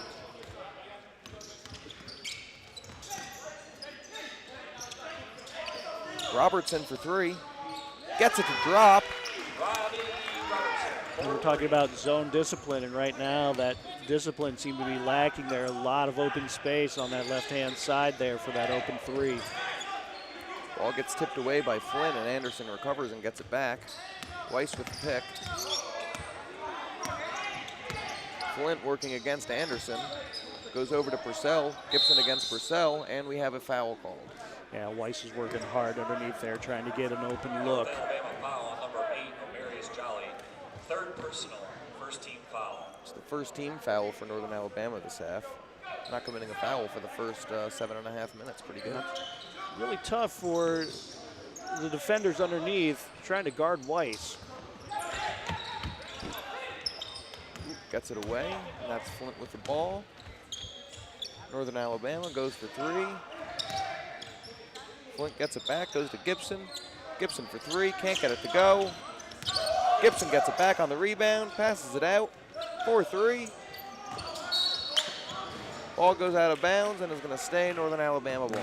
A lot of action there, just can't squeeze the ball to rebound for Missouri State. Lots of second, third chance opportunities for Northern Alabama, but they can't capitalize. However, inbound incoming, a chance to cut this lead. Pass goes out to Wilson, who's at the top of the key working against Haynes. Drives it in. Goes against Weiss, but off the glass and gets it to go. Leaning with the left bot, leaning left, finishing with the right, the teardrop. Again, a lot of those teardrop shots over those large defenders for Missouri State. Good screen by Anderson. Haynes for 3. Can't get it to go. Robertson there. Goes out of bounds, and Missouri State's going to keep the ball.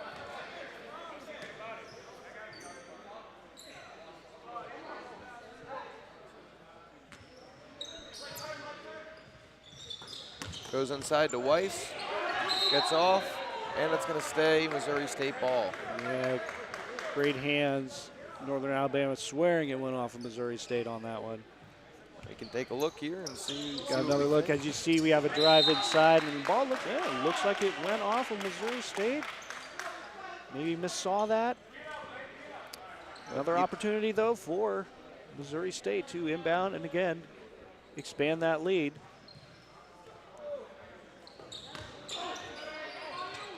Weiss drives it in but can't get it to go. Purcell's there. Official says no shot, calls it on the floor monster. Floor must have come out and grabbed him. And we're going to have a ball underneath for the inbound. Yeah, we're talking about the size and the outside shooting Missouri State, but they're only up 3 right now. Northern Alabama really hanging around. Haynes working around the perimeter. Goes over to Anderson. Ooh, and we have another off-ball foul called. An offensive foul called against Missouri State, an illegal screen, and it's going to be Northern Alabama ball. Looks like the screen not legal for Missouri State, trying to free someone up. Official around top of that, as we see here, you screen, and then as they are trying to work that screen, using the body or using their rear end literally to shove that defender out of bounds, drawing the illegal screen call. Anderson brings the ball up the court. Passes over to McTiernan, who stepped out of bounds, and it's going to be Northern Alabama ball. Right now, some mental mistakes, really jumping up to bite Missouri State. And we have a timeout. So what do you think what do you think Northern Alabama's going to have to do here to kind of pull back ahead and be able to hold on to this, Scott? So in order for Northern Alabama to put this away, they're really going to have to look at that spread, try and draw defenders to anybody driving. Those kickouts have been helpful. Second chance points have been happening too. They've been able to out-rebound Missouri State, oddly enough, under some of those circumstances with positioning. So getting good positioning on rebounds, and again, spreading that offense out. Drive, kickouts, but with those kickouts, you have to hit it. After this game coming up, we're going to be having our men's club championship game where we'll have Grand Canyon University versus the Wisconsin Red. Grand Canyon had to fight through Air Force in the semifinals, and Wisconsin had to overcome Arizona State in the semifinals to get here. But that game will be coming up shortly after this at 12:30, I believe. So we hope that you'll stay tuned and hang on for that. Again, looking ahead, Grand Canyon and Wisconsin both had to get through great high-powered offensive teams to get here. All right, Northern Alabama has the ball. That's Jolly at the top of the key. Passes it over to Flint. Jolly working against Haynes and Purcell. Flint with a nice pick. Goes inside, working against Weiss, and gets the ball to go. That's Jolly feeling jolly as he gets that ball to go in, working against Weiss. Jolly gets that head of steam and gets going. Not much the defender can do once he gets around other than stay straight. All right, that's Weiss with the ball now, working against Flint. Weiss takes it in, gets the 2 to go. And again, we're going to wonder if that talk during the timeout was being more aggressive underneath with our Haynes big fellas. 3. McTiernan gets the rebound, goes right back to Weiss, who tries to put it up and gets fouled. He's going to have 2. Yeah, starting to see a lot of more aggressive play underneath from Missouri State. Able to capitalize and get a foul, miss, excellent rebound, pass back into Weiss, and he's hit across the head on that lay-in. He gets 2. Weiss gets the first to go. Missouri State, number 20, Blake Weiss.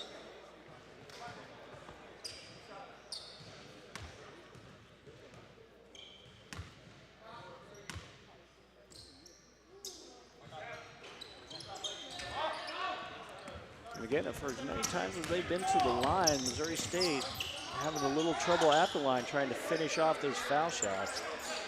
Jolly gets the board on trouble the other finishing. end.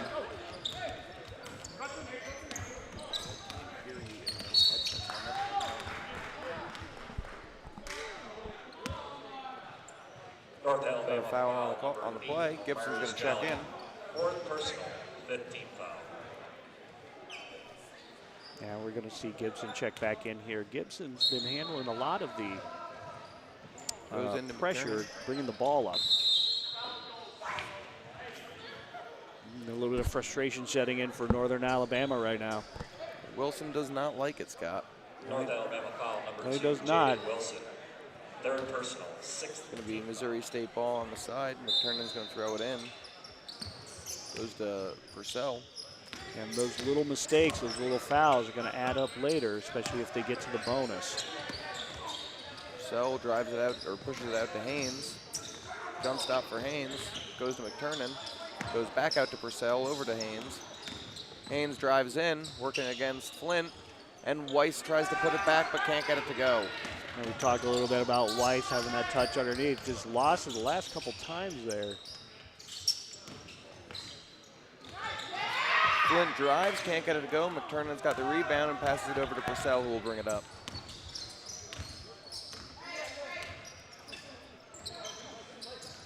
Goes over to Anderson. Right now it looks like Missouri State is doing a little bit of spread offense on their own. ISOs, one-on-ones, and look And at Anderson with the big boy dunk. Anderson.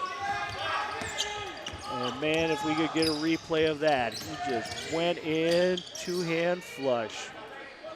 Just like Mom taught me, Flick. Exactly. All right, Purcell working hard against Robertson. Passes it off to Wilson. Wilson working against Anderson and Weiss. Goes out to Flint, over to Gibson. Gibson for 3. Can't get it to go. Anderson's got the board and gets it off to McTurnan. Now we're starting to see that fire in Missouri State there. That really set something ablaze there after that big dunk. Be interesting to see the next couple offensive plays if we could feel a little more fire from Missouri State. Try and build that lead up from 6. Gibson getting that closely guarded count going against Anderson. Anderson dishes it out to Purcell. Purcell can't get it to go. Weiss comes flying in, no call, and Flint winds up with the ball. Northern Alabama will take it.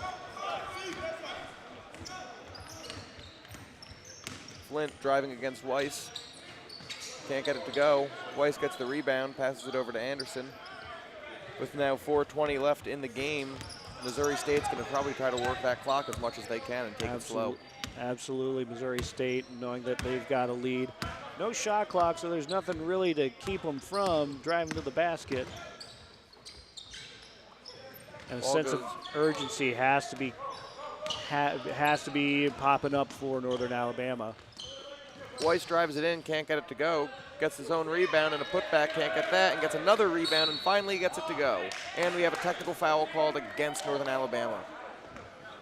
Yeah, Weiss in there, very active, multiple rebounds. Finally with the putback, I think some frustration finally coming through for Northern Alabama. Technical foul on North Alabama. We're going to take a look again at that beautiful dunk by Anderson. He's got on the upper wing there. He's just going to drive, go right by his defender. Nobody rotating over to pick that up. And just enjoying the view from 10 feet up. Purcell taking these free throws for the technical. Gets them to go, and now Missouri State is going to get the ball back. Number 8, Omarius Jolly. That technical foul was assessed against number 8, Jolly. And the coach for Northern Alabama trying to direct traffic a little bit, get his team calmed down, get them back into this game. Still a lot of time left with over 3.5 to go. Anderson working against Jolly, passes it off to Haynes. Got Robertson on him. Haynes working against Robertson and Flint, and we got a foul call. Looks like Robertson's going to get called for that one. Again, the aggressive drives, rebounding by Missouri State, allowing them to get to the line more and more now. You know, getting to the line really is playing in Mississippi State's favor because the clock keeps running. So that's just helping that clock keep running and taking time off the clock. Yeah, really good strategy. And again, you can see some of the frustration on the Northern Alabama players having discussions with the officials about the contact, about the drives going to the basket. Haynes gets the first to drop. Now have a 10-point game. This is the largest lead of the game for either team.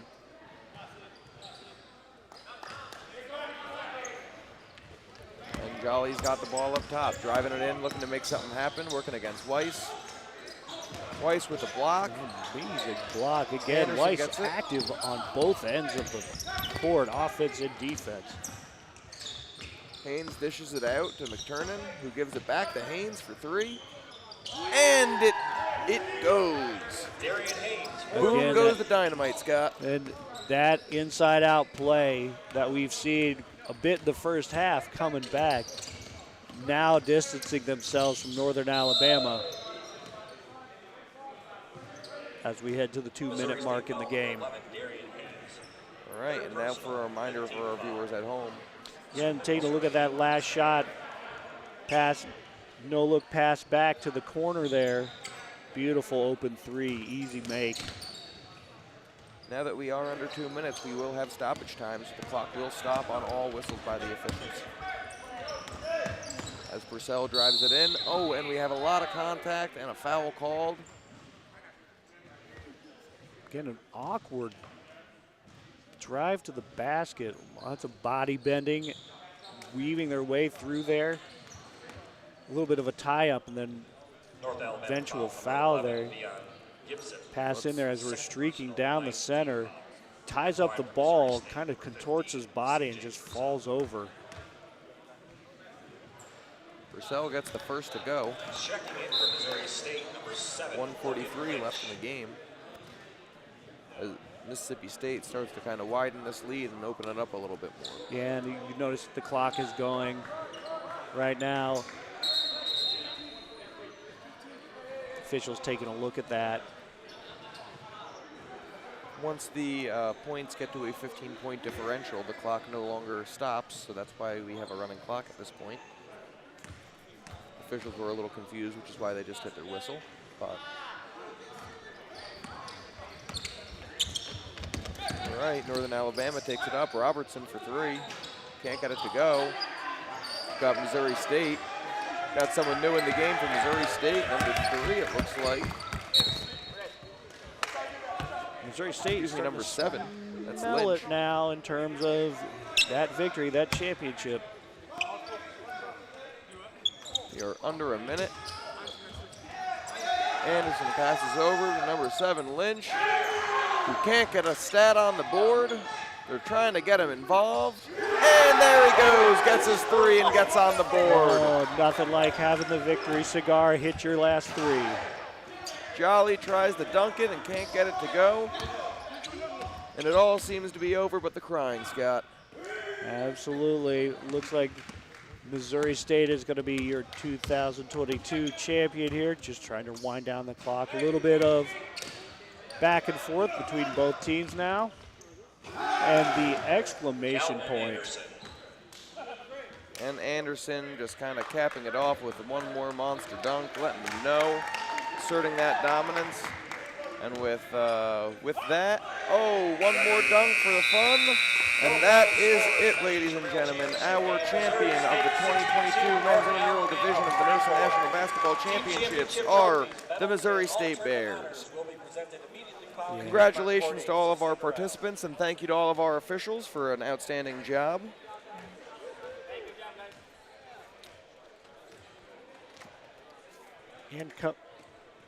And coming up next will be the men's club championship between Grand Canyon University and Wisconsin Red.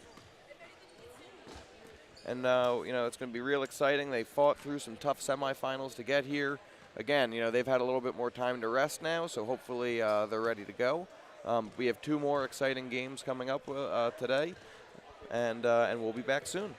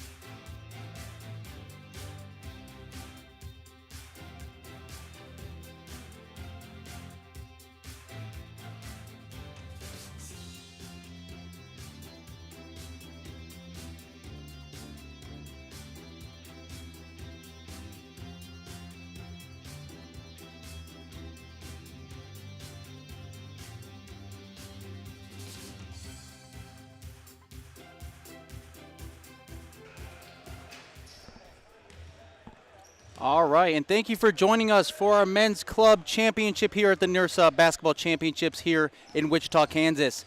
We have a matchup between the Grand Canyon Lopes and the Wisconsin Badgers. Here we look how they got to this point with Grand Canyon taking down Air Force in the semifinals and Wisconsin taking down the Sun Devils of Arizona State. It'll be a great matchup between these two, really showcase their skill getting to this point in the championship. And as we look back on our intramural men's championship between Missouri State and North Alabama, we look at some highlights here. North Alabama here with a great bucket. North Alabama once again pushing the floor, finding the open man, and great assist there off the glass and in. And it was a very close game contested between the Lions of North Alabama and Missouri State. But Missouri State ended up on top. But as you can see here, North Alabama did not go down without a fight. But it was just too much as Missouri State walked away late in the second half. As you see, with great dish here to the corner for the three. And nothing but net. And right here, great hustle by Missouri State. Looking for the open man and draining it. Nothing but net once again. And I'm joined here by Sean Butler, who's going to be our play-by-play announcer for this game. And obviously you were here, Sean, for the last game. What did you see from North Alabama versus Missouri State? You know, I think the big difference between the two was the size for Missouri State wound up being too much for Grand Canyon to be able to overcome. You know, Northern Alabama. Had a lot of speed and skill, but couldn't really handle some of the big guys that Missouri State had. The other thing that really played a big deal and big difference in that game was that neither team had a lot of subs. And so, those players have been playing, probably 5 or 6 games this weekend and, had to keep it going. 2022 NIRSA National Basketball Championships hosted by Wichita State University. Thank you to all of our staff, officials, hosts, sponsors, and participants for coming to Wichita this year.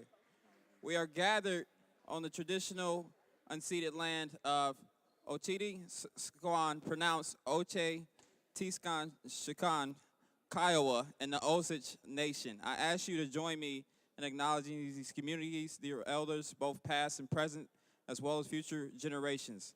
NIRSA also acknowledges that the land upon which this event is being held was founded upon exclusions and erasures of many indigenous peoples.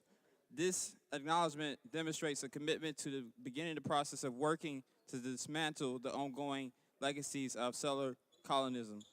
The NIRSA Championship Series believes good sporting behavior is an integral component of intercollegiate competition. We wholeheartedly embrace the position that for positive sporting behavior to prevail, coaches, student athletes, fans must display respect, fairness, civility, honesty, and responsibility before, during, and after all contests. The NIRSA Championship Series is committed to holding tournaments in a safe and inclusive environment, free from bullying, offensive language, including profanity and or derogatory remarks of any kind directed at officials, event staff, student athletes, coaches, or team representatives will not be tolerated and are grounds for removal from the competition site.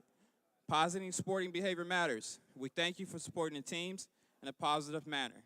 At this time, I would like to introduce the participating players for this year's this championship game between Wisconsin Red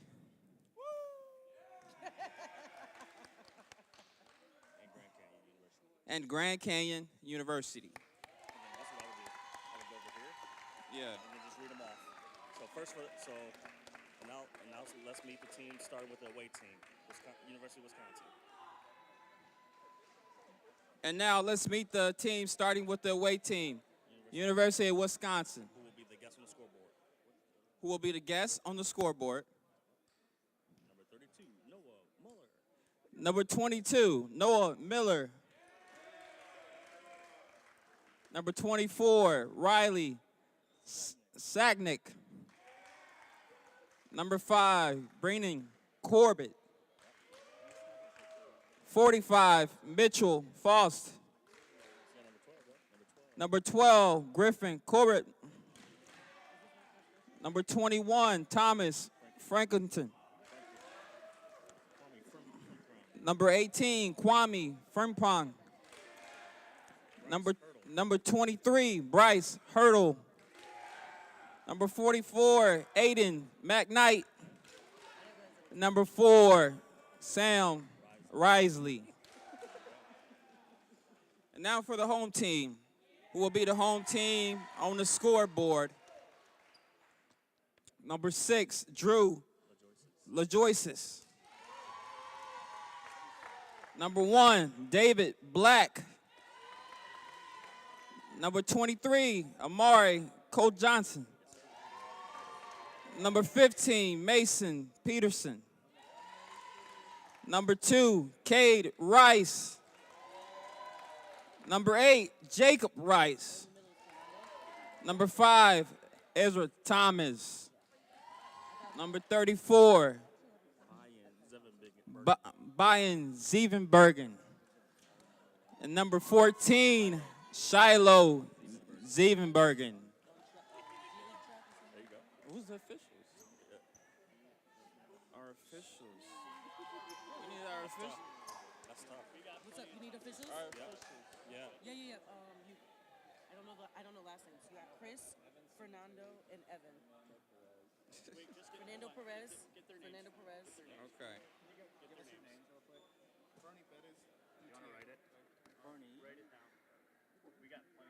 You want to be Fernie or Fernando? 12:30 start. Okay. Chris, you want to do? Okay. Chris Green. And then Evan Singletary. Thank you. I got you. Okay. Chris Green, Evan, Singletary,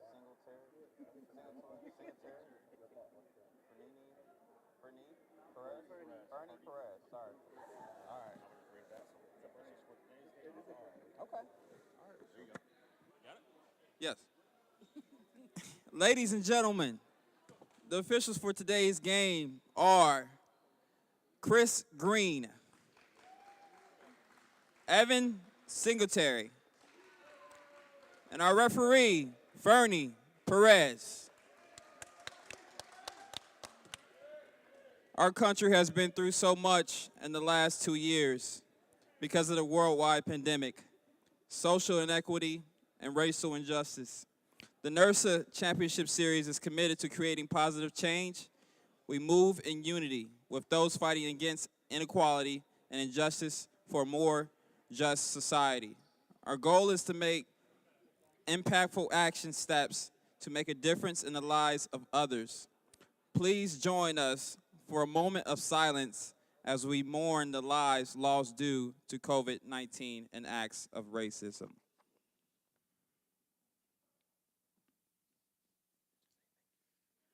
Thank you. Good morning and welcome to Wichita Hoops here in Wichita, Kansas for the 2022 NIRSA National Basketball Championships. We want to thank all our staff, officials, hosts, sponsors, and participants for coming to Wichita this year. And at this time, we'd like to introduce our 2 participating teams. Our home team in black, Grand Canyon University. They will be the home scorer on the scoreboard when it pops up on our screen. And our away team, Wisconsin, in red. Our officials for today's game are Fernie Perez from the University of Texas, San Antonio, Chris Green from Creighton University, and Evan Singletary from Arizona State. And we are ready to get underway here for our men's club division championship game. Grand Canyon University in Wisconsin fought hard to get here and have already played 1 game so far today in the semifinals, and now this will be their 2nd game. That's right, Sean. Both these teams have really fought hard to get here, with Grand Canyon taking down Air Force in the semis and Wisconsin taking down Arizona State to get here. It's going to be a really hard-fought matchup, a lot of size on both these teams, and we'll see who really pulls away and takes it out. Again, our officials here are all college students at various universities across the state. We had 33 this weekend, and Fernie is ready to get us up underway, and the tip is up, and Grand Canyon University wins it, and we'll start with possession. And that is number 1, black for Grand Canyon University.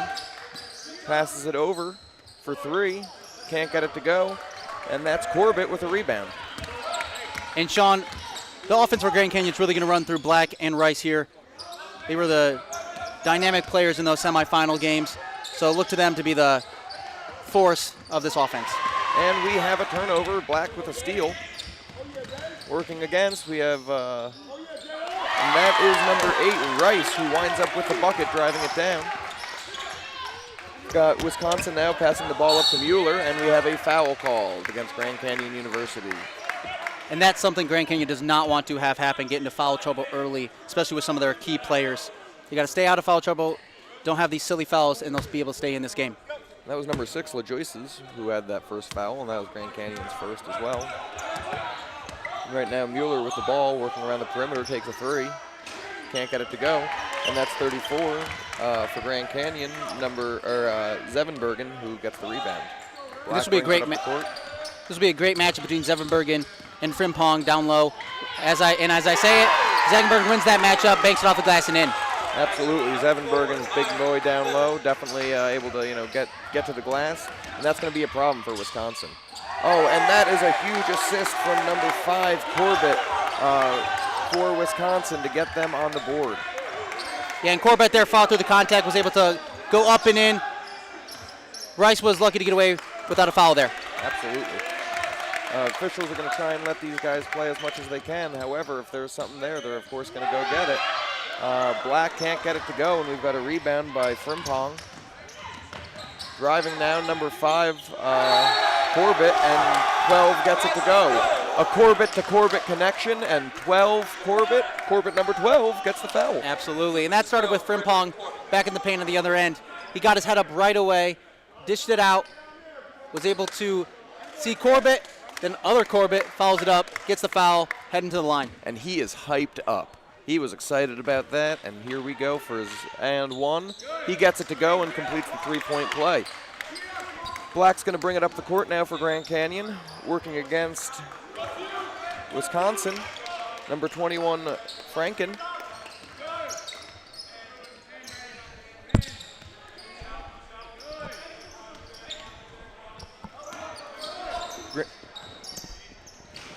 Grand Canyon with the ball now, and Wisconsin gets the rebound. Number 12, Corbett, bringing it up the court. Working against number 15 for Grand Canyon, Peterson, and we've got a turnover for Grand Canyon. Going up, and contested by Corbett, but Rice gets it to go. And as you can see here, just 3 minutes into the game, defense is taking over here with a big couple steals from Grand Canyon, easy buckets on the other end, and that's how they're heading out to an 8-5 lead here in the first half. Huge steal from Black, gets it to go. The energy in the building is electric right now, and these teams are really fighting hard. I mean, you would think this was a home game here for Grand Canyon with the amount of supporters they have here, all the way from Phoenix, Arizona. Coming all the way to beautiful Wichita, Kansas, Matt. Beautiful Wichita, Kansas. Oh, got a timeout on the floor by Black, by Grand Canyon University. Black looks like he was a little frustrated, wanted to take it to the hole, but Grand Canyon takes the timeout. Absolutely. And like I was going back to, the energy is something that's going to be really important for this team to feed off of. Grand Canyon really coming in strong with their wins over Air Force and the Running Cougars. So really got to build on that momentum here in the finals. Absolutely. You know, I think now is a good opportunity for us to also thank one of our gold, platinum, silver, bronze sponsors, lanyards. Without lanyards, the officials wouldn't be able to have whistles, and lanyards are important. They help coaches coach, they help officials officiate, and, make the game happen. So special thank to our corporate sponsor of lanyards. Absolutely, and all the support staff here today are wearing lanyards to be able to identify each other. It's very helpful. When you're walking around, you're able to identify, hey, that's Sean over there, and all because of that lanyard hanging around his neck. So big shout out once again to our lanyard sponsor today. All right, as we resume, Grand Canyon's going to have the ball on the sideline. As you can see, we've got a lot of fans here in attendance, very excited for this championship game. And we're going to get us back underway as Chris Green inbounds the ball for us here. Absolutely. It looks like the officials backing up the bleachers there, a little too close to the court. Everyone wants to get in on the action, but for the safety of the players, we've got to back those up a little bit. Absolutely. Now Black with the ball at the top of the key, working against Corbett. Drives it in, dishes it outside, and goes to number 6, LaJoyce's. 15 for the 3, And Peterson gets the 3 to go, opening up now a 6-point lead for Grand Canyon University. And Peterson there, contested 3, able to just go up and over. His defender there drained it, opening up that lead here for Grand Canyon. Grand Canyon gets the steal, and now we have number 8, Rice, driving again. Corbett with the rebound. Back to Corbett and over to Frimpong, excuse me. And then 21 with the lay-in there. Franken gets it to go. Black brings it up. Black now at the perimeter, working against number 21, Franken. Surveying his options. Drives it in, passes it outside to LaJoyce's, goes over to 15, Peterson. Rice has it now, working against Corbett. Corbett with the block, and Frimpong brings it up the court. And that's a key, is to stop Rice driving the lane. And number 12 for Wisconsin, Corbett did really great job on that one, stopping it and working it out to the other end. Franken working hard down there, gets the layup to go, contested against Grand Canyon University, and still gets it in. And now we have Black again at the top, bringing it up. Working it inside, goes back to LaJoyce's for 3, can't get it to go, and Frimpong rebounds it and gives it to Corbett to bring up.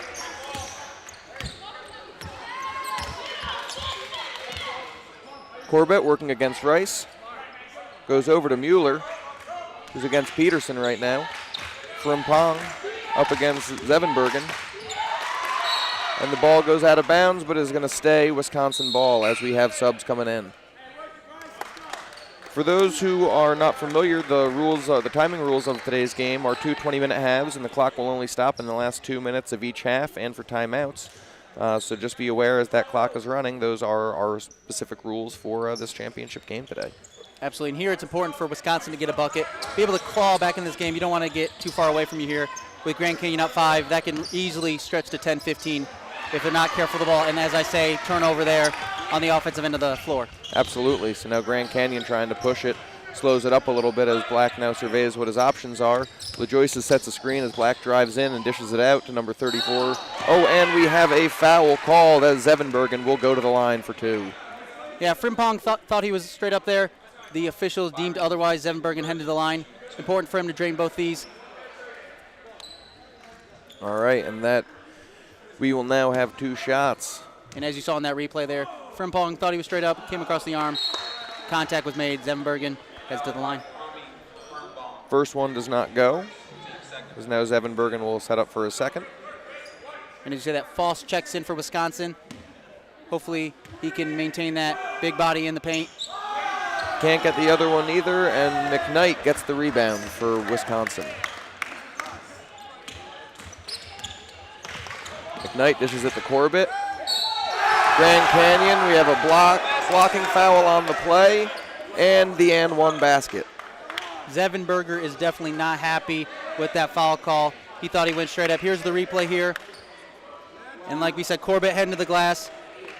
But it does look like he jumps forward and, is not set in position, so it looks like a good call by the officials. That's right, Sean. It looked like he was more body to body than his upper arms there. And great spot by the officials. Great job, and that does not go and will now be Grand Canyon's ball.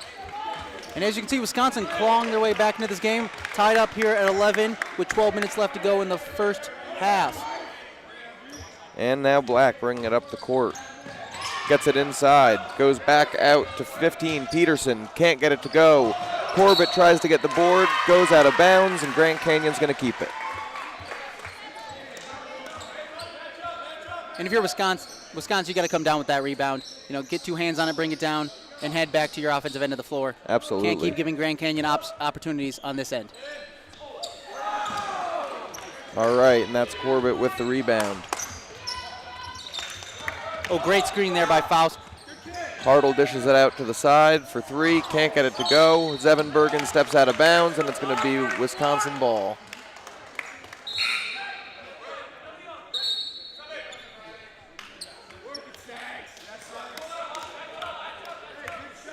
All right. Hartle's going to be the one inbounding the ball. We had Saginaw checking in for Wisconsin, hoping to get some fresh legs in here. Once again, both these teams have played many hard-fought games this weekend. Absolutely. Here in Wichita, Kansas. So important to get those fresh legs out there. Keep your your other guys, your starters. Saginaw gets stripped. Absolutely. Saginaw gets stripped. It's going to wind up staying Wisconsin ball, though. Didn't go off him. But, yeah, absolutely. These subs, I mean, that's going to be the difference in this game, Matt. Being able to keep those fresh legs out there after a long weekend where they've already played a game tonight and probably 3 or 4 games yesterday. That ball gets inbounded, and 45 Faust gets it. Goes over to 44 McKnight. We got a mismatch down here with Rice and Faust. Hartle drives it in against Black, can't get it to go. Gets the tip out over to LaJoyce's for Grand Canyon, who gets the rebound. Black brings it up. Dishes back for 3, and he gets it to go from deep downtown. That's number 15, Peterson, for the 3. And after a few minutes here, deadlocked at 11, Grand Canyon finds a three-pointer to end, or to start the momentum shift, and now we have an offensive foul in Wisconsin, and this is where if you're Grand Canyon, you really need to take advantage of this swing of events. Absolutely, and here's that screen on 45 Faust there that was called illegal. You can see the look on his face, kind of knew it when it got called, and now Grand Canyon's going to have the ball. And like you said, he raised his hand, knew it was his fault. Now he's just got to shake it off, get back on the defensive end, and hold these Grand Canyon Lopes to no baskets. Absolutely. All right, that's LaJoyce setting a screen for Black up at the top now. Goes inside. Great deflection by Wisconsin, and now they're bringing it up the court. And just like that, like I said, Faust knew he made a mistake on the offensive end, got back on defense, blocked it away. Now we're heading to the line for 2. Absolutely. Saginaw might have got lucky on that one. Could have easily been called for a travel, but instead gets the foul call, and now he's going to get 2 free shots. Absolutely. All right, Saginaw for 2 here. Let's see what he does with the first. Gets it to go. You know what they say, I guess it must not have been a travel because the ball don't lie. So if it went in, must have been the right call. Absolutely there, Sean. All right, Saginaw going to take a second. And that goes as well. So Grand Canyon's going to have the ball as Peterson takes it out of bounds. And as you saw on that second free throw, Faust really strong on that block. Peterson really has to stay strong when he boxes out on those free throw attempts. All right, Black now working against Wisconsin in the middle, gets a steal from Faust, goes over to Frimpong, who drives it in. Great defense there by Grand Canyon, and Black is fouled on the rebound attempt. Yeah, I would have loved Frimpong there to dish it out to the corner.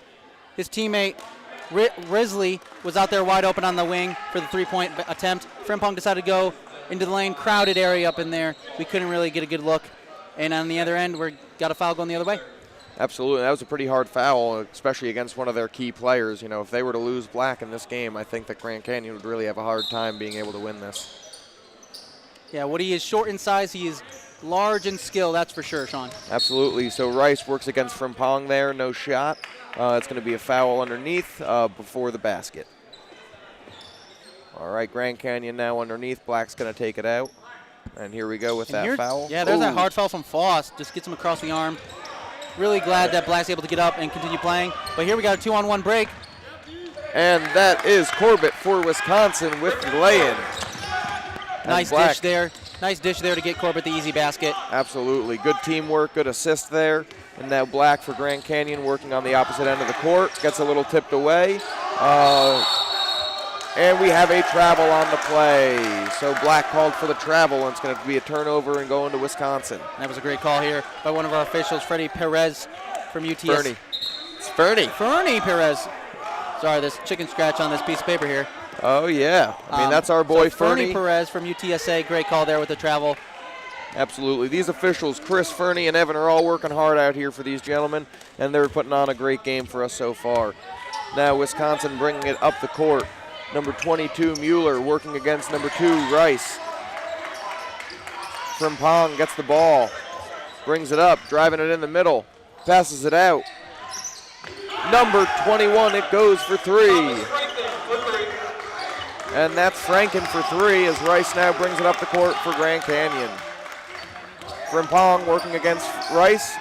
Rice driving it in. And we have a blocking foul called against number 21, Franken.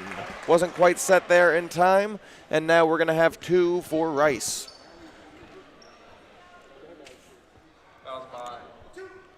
All right, here we go. Quick look back at the last basket for Wisconsin. That great Dish off there to the side for number 21, Franken, for 3, and just burying it. And here, Grand Canyon is actually looking to get back into the game. Wisconsin going on a big run there. At the line, shooting 1. And now they're only down by 3, Grand Canyon, after that made basket. That's right. Grand Canyon had been controlling a lot of this game, but now Wisconsin pulling ahead and having that lead, trying to dictate how they want to play. A lot of contact in this game that the officials are letting go, but a lot of stuff still getting called as well. All right, Rice now driving in, working against Wisconsin. No call, no shot, and Corbett with the rebound. Back to Corbett, the Corbett and Corbett connection, working against Grand Canyon.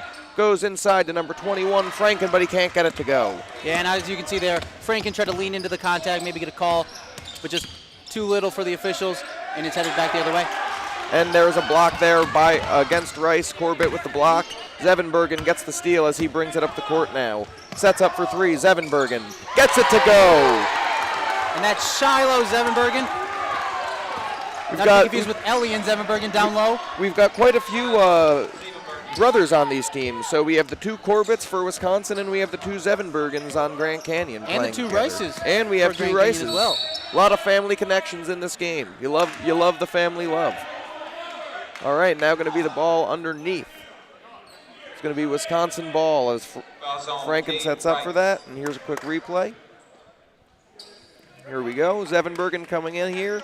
Gets the steal, sets up, and just buries that 3. I mean, as you can see, everyone from Wisconsin just cleared out of that space. And he decided to pop it up, and it went through.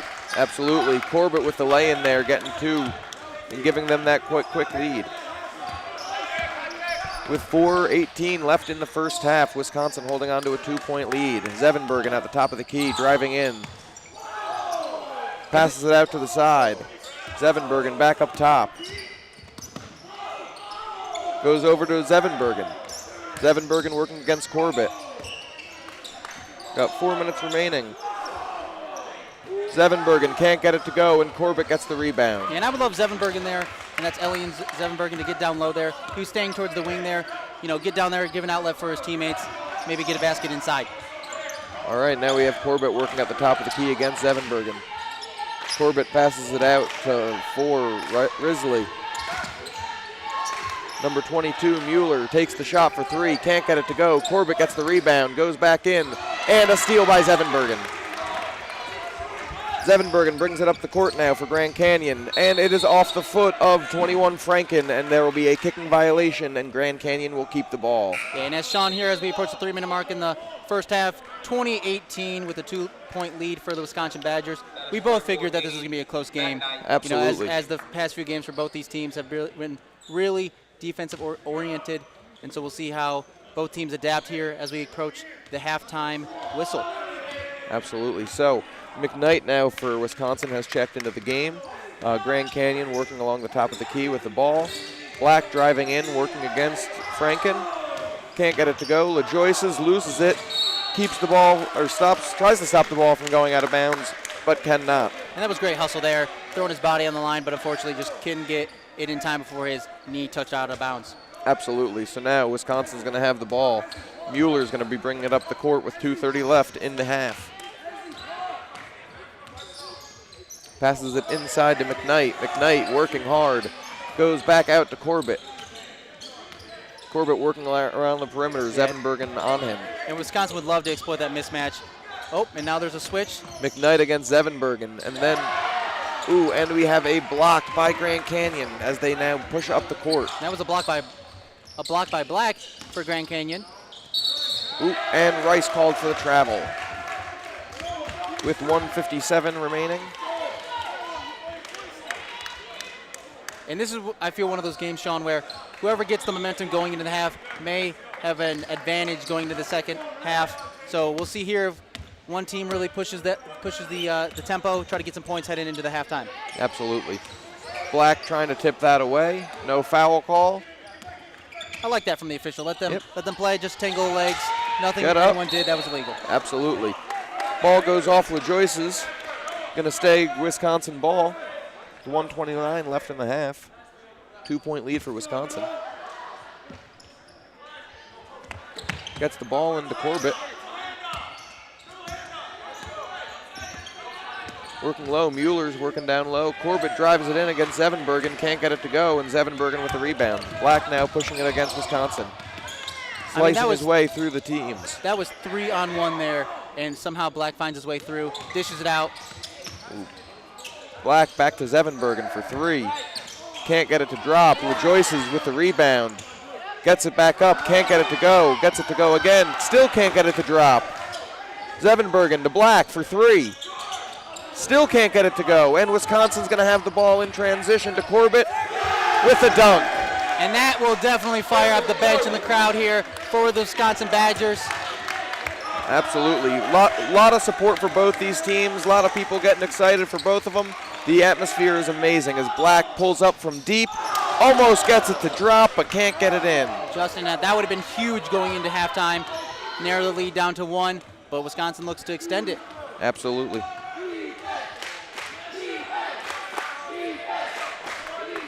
All right, now Corbett looking to hold for the last shot.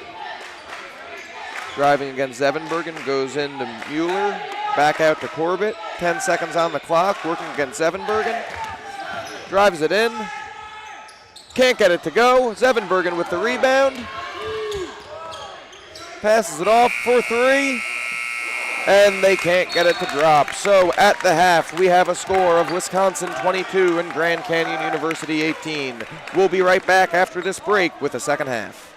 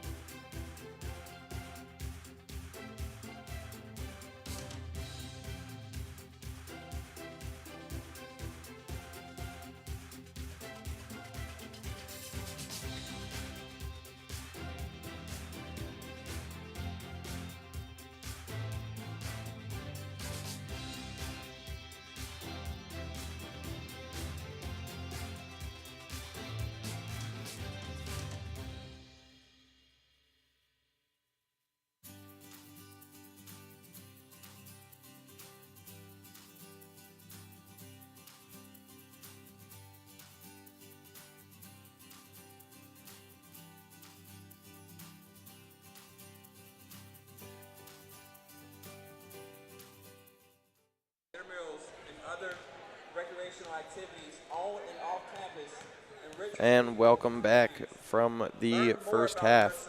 We have some highlights for you from that half as we have Wisconsin and Grand Canyon University battling it out here, 22-18. Zevenberger has been pretty huge. Multiple Zevenbergers, Matt, have been pretty huge, as have both of the Corbetts for Wisconsin. Big moves there by Grand Canyon. The great dish out there from Frimpong for 3 to Franken.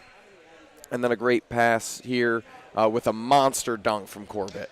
So we have a very exciting second half coming up ahead of us here as only a 4-point differential. And Wisconsin's going to be starting with the ball as our official Fernie gets us going here. And that dunk by Corbett really brought the energy up for the Wisconsin Badger team. So hopefully they can carry that into the second half here, up by 4. We hope so. And we'll see what happens here as Corbett gets the ball to start. Takes a deep breath, ready to go. Here we go, second half action. Let's get it. Corbett working against LaJoyce's. Goes over to Frimpong. Driving against Zevenberger. Goes up and gets it to go in. Great spin move there from Frimpong, working against the big bodies down in the paint and able to get it to go. Absolutely, and Zevenberger working hard, still good defense, but just not good enough.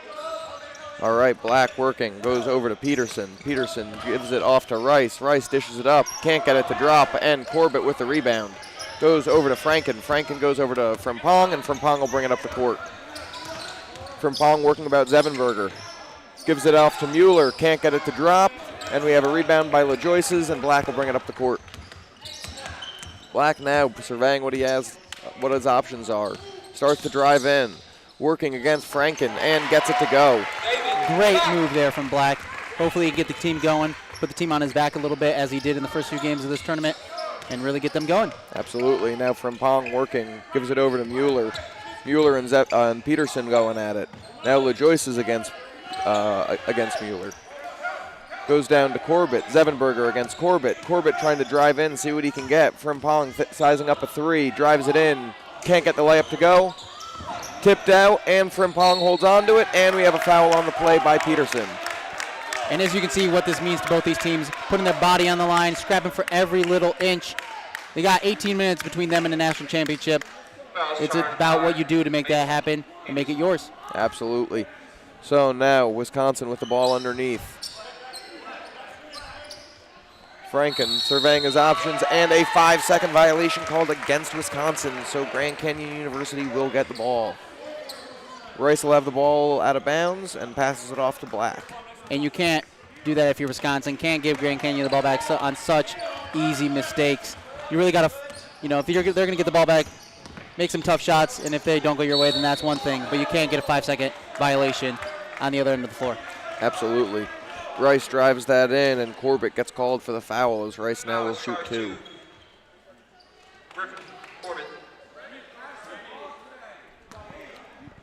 All right, so Rice sets up for his first. Gets it to go.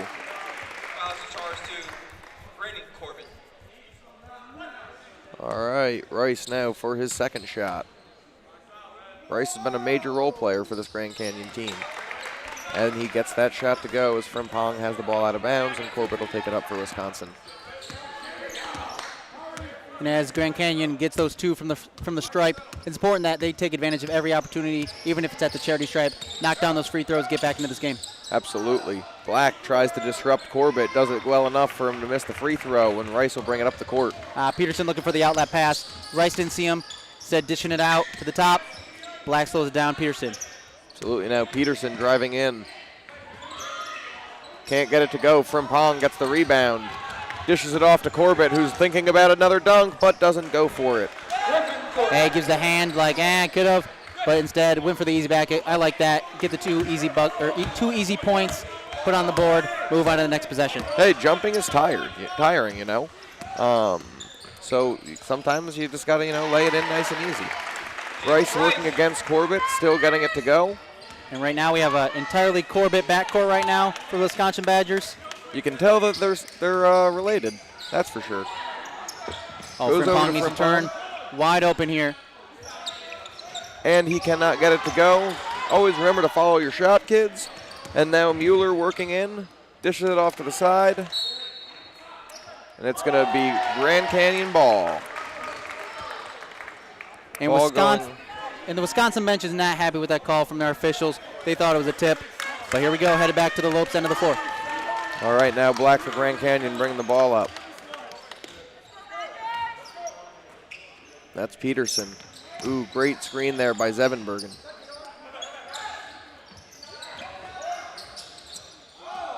Oh, a little bit of a flop by Corbett, and LaJoyce's gets the 3 to go. And now, taking a 1-point lead for Grand Canyon. Like you said, Sean, first time in a while Grand Canyon has been on top here. 15 minutes left. Frimpong looked like he wanted to do something crazy there and gets fouled on his way to the basket, and it'll be Wisconsin ball on the baseline.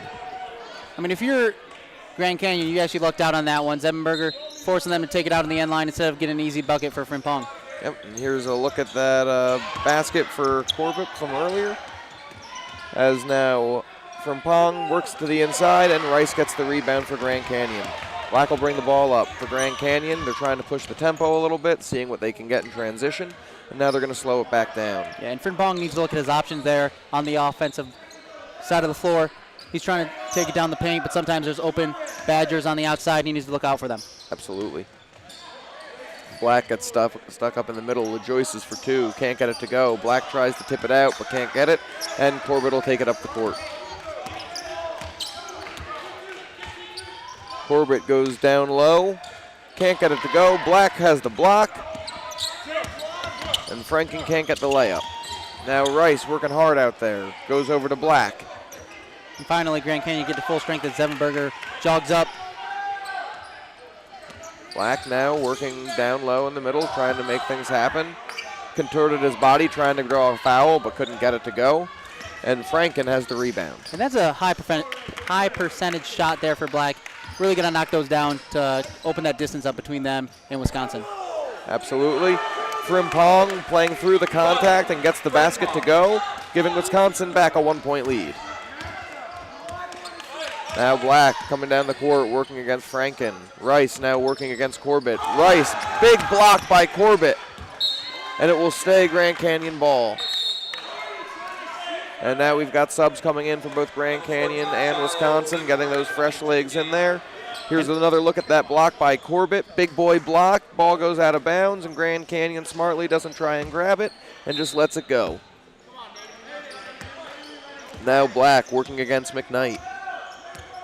LaJoyce is trying to set a screen for him. Moving in, dishes it out to Peterson for 3, and he gets it to go. Booyah from Peterson. And now Grand Canyon with another lead. Frimpong working at the top against LaJoyce's. Goes over to McKnight. McKnight working against Black. Passes it over to Hartle. Hartle working against Zevenbergen. And I don't know if you can hear in the broadcast, but we have the Grand Canyon women's club team here really cheering on their men's team, helping them out on defense, and bring the energy. Ball goes out of bounds off of Grand Canyon. Will stay Wisconsin ball as we have a 2-point game for Grand Canyon. And I think this is what's going to happen the rest of the way, Sean. We're going to just be trading baskets, and it's going to be who makes that extra pass, who makes that mistake that's really going to make the difference here. Absolutely. The 3 doesn't go, and now we've got a foul call against Grand Canyon, and Wisconsin's going to hold on to it. And that was Evan Singletary from Arizona State with the call. Didn't like what he saw, and we're staying on this end of the floor. Absolutely. Wisconsin now with the ball out of bounds as Hartle takes it out. McKnight working against Black. Ooh, and we have a foul call against Black. McKnight will go to the line for 2. Yeah, I think Black didn't like that he got that whistled on him. He thought that number 44, McKnight, was doing a little flopping or trying to sell it to the officials, but I think he got him across the arm. I was going to say, it certainly looked pretty egregious to me. You know, right now Black is talking to the officials, clearly didn't like the call. However, you know, I think the officials got that one right, Matt. I agree with you, Sean. All right, now McKnight lining up for his second. Gets it to go. Now we have a 1-point game here. All right, Black bringing it up the court, goes over to Zevenbergen. LaJoyce is with the pick.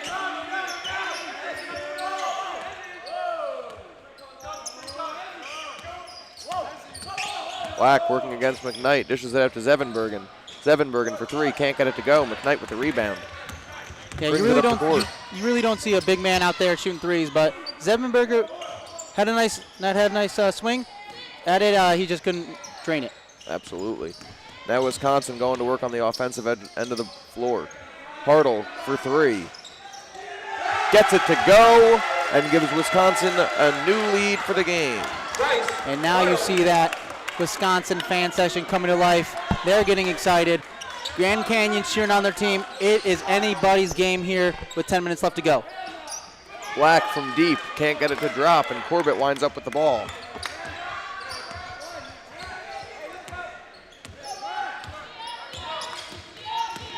Corbett driving it in, trying to do all the work himself. A little contact from Zevenbergen, but he can't get it to go. Peterson now bringing the ball up the floor for Grand Canyon. Zevenbergen trying to work inside and gets a foul called against him. That's going to be Risley for Wisconsin getting the foul call, and it'll be Grand Canyon ball out of bounds.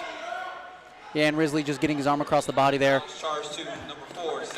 Of Shiloh, Zevenberger. And Fernie Perez did not like that. He was not a fan. Oh, and this is a big substitution. Rice coming back into the game. Really see if he can bring those fresh legs back in and make a difference here with their team down 2. Absolutely.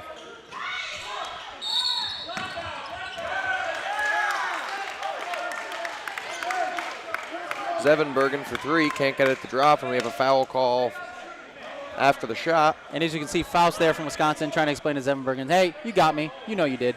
But Zevenberger definitely did not think so. All right, we've got some more subs coming in and out now as we have Wisconsin ball down low. Yeah, Grand Canyon really sizing down their lineup, taking Zevenberger out of the game. So we'll see if Wisconsin can exploit that, extend this lead. Oh, an amazing cross big up move there. by Hartle against Black, but he still can't get it to go. LaJoyce has the rebound, and now Zevenbergen brings it up the court, goes over to Peterson, who has patience and nails the three-point shot.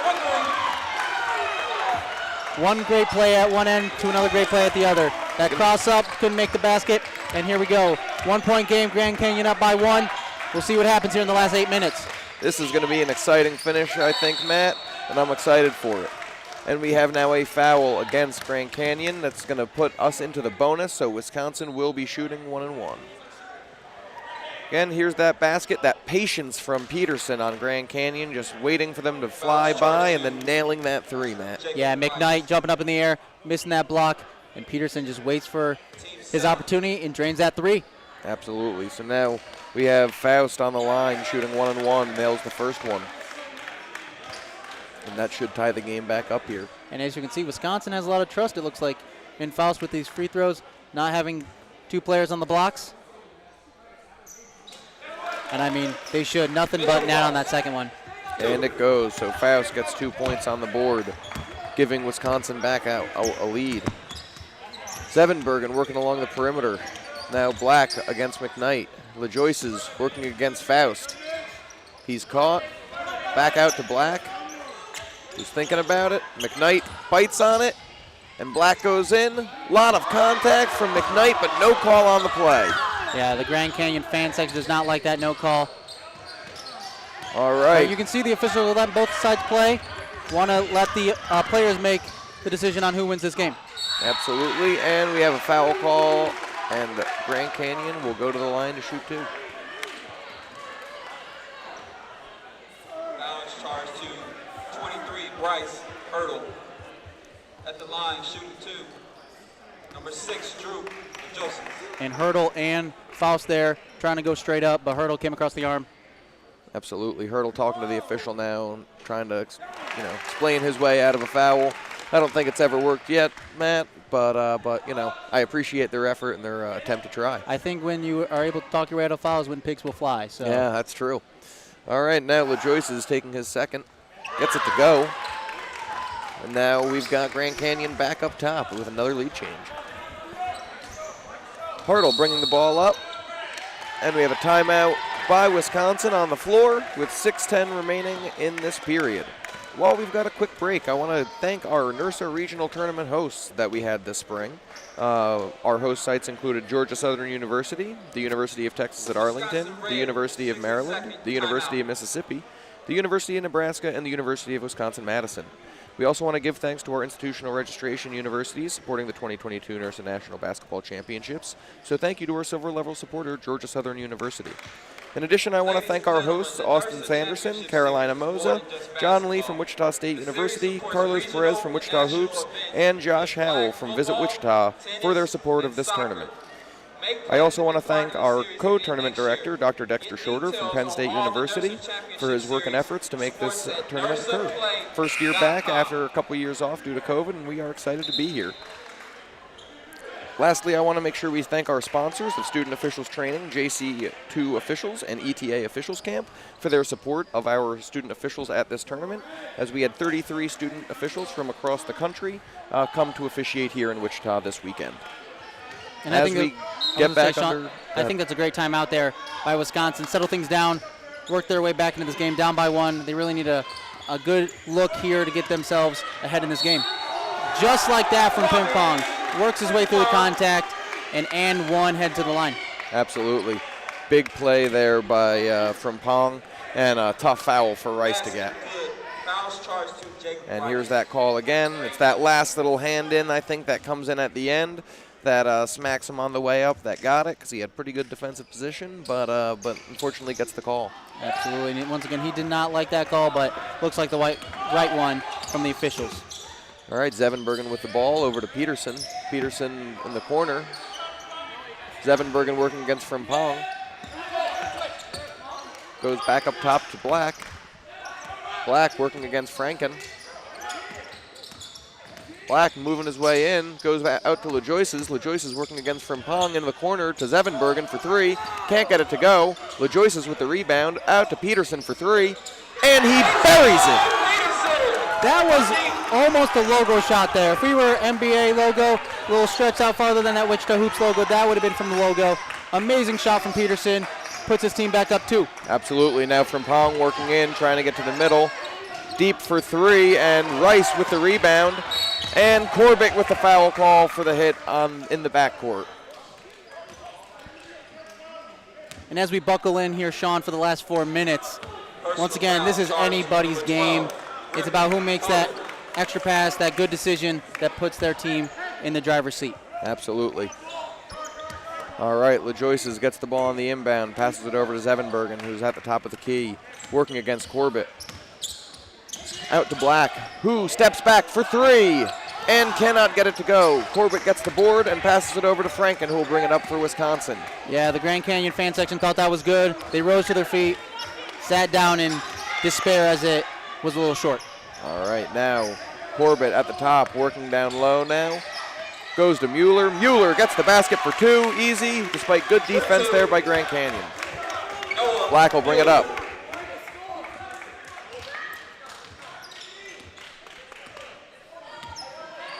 Now Black at the top of the key, surveying his options around the perimeter as we have a tie game here with 3:43 left. Goes out to Peterson. Peterson working against Mueller. Black trying to decide what he wants to do. Rice now against Corbett. Zevenberger stops, and there is a travel call by Zevenbergen on the play, and Wisconsin will get the ball.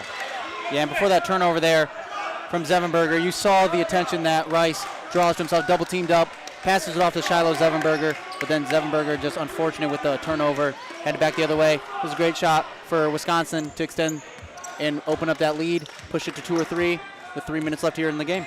Absolutely. So now Corbett, 3 minutes left, has the ball at the top, working against Zevenbergen, trying to decide what he wants to do. Takes it in, drives it, layup, and it goes despite harsh defense by Zevenbergen. Rice now going back up the court, moving fast, loses control of it, and we are going to have a held ball on the play as we have a tie-up. Officials right on top of it, making sure nothing happens, making sure we're keeping the game safe. Doing a great job out there. Yeah, Rice looked like he took a knock to the head on that one. Possession arrow staying here with Grand Canyon. So we will have Grand Canyon ball down low underneath the basket.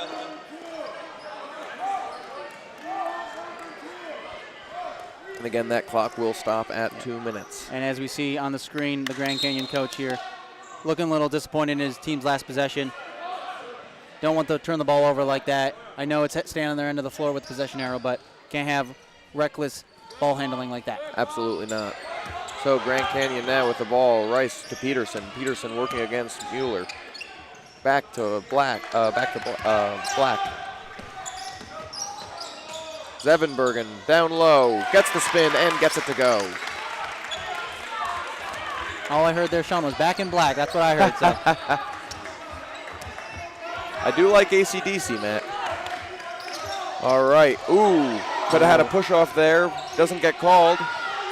And he just mans his way in and gets the basket to go. Yeah. Giving Wisconsin a 2-point lead with 1:30 to go in the game. Yeah, Sean, I don't want to say that was weight room, but that was weight room right there. Frimpong powering his way down to the lane. I don't know if we can hear the atmosphere here. Oh, but we've got a foul call against Wisconsin. Going to put Rice on the line. The fans here are raucous and rowdy, and it is exciting, Matt. Both fan sections are biting their nails with their teeth, seeing who's going to pull out this one. As Wisconsin's up by 2 with 1:17 left. It's anyone's game. Listen, I'm so excited, I might need new shorts. Yeah. Pepper needs new shorts. Pepper needs new shorts, and the basket goes for Rice. Grand Canyon down by 1 now, pending the second free throw. And he gets it to go, tying the game back up with 1:17. Corbett now for Wisconsin, bringing the ball up. And as far as no team here, it's called a timeout, trying to draw up some plays, get their offense organized before the last minute of this game. But they're just going for it. They're seeing what they have on the floor and adapting. Absolutely. 1 minute left in the half. 1 minute as Frimpong is against LaJoyce's. Now back to Mueller. Mueller at the top, trying to decide what he wants to do. Corbett working against Peterson. Corbett to Corbett. Still got Peterson. Gets it inside. Black is there.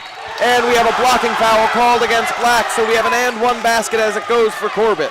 And that is huge for the Wisconsin Badgers. If Corbett is able to knock down this free throw, it may be too much for Grand Canyon to come back. And here's that play. Black comes over, gets hit. Not there in time, and we have the foul call for a block and 1. So Corbett's going to get 1. And here it is.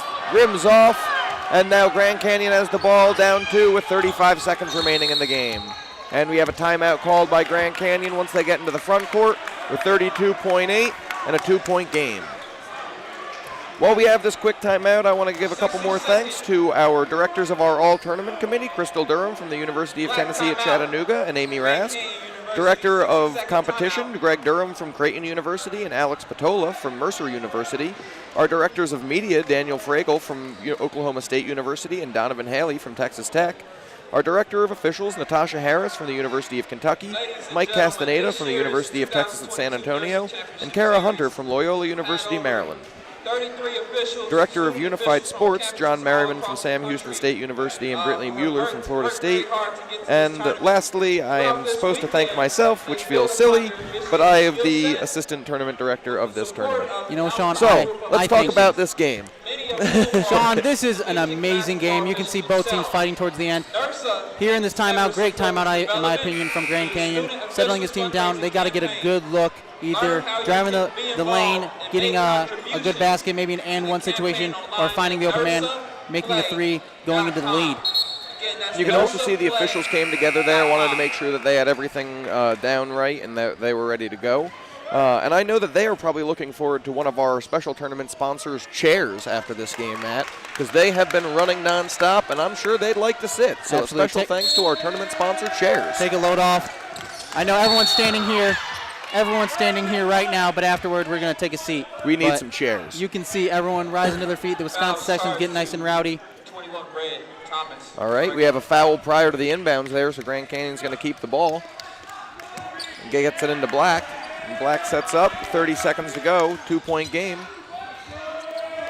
Back to Rice. Rice working against Corbett. Rice pulls up, doesn't get it to go. Corbett with the rebound.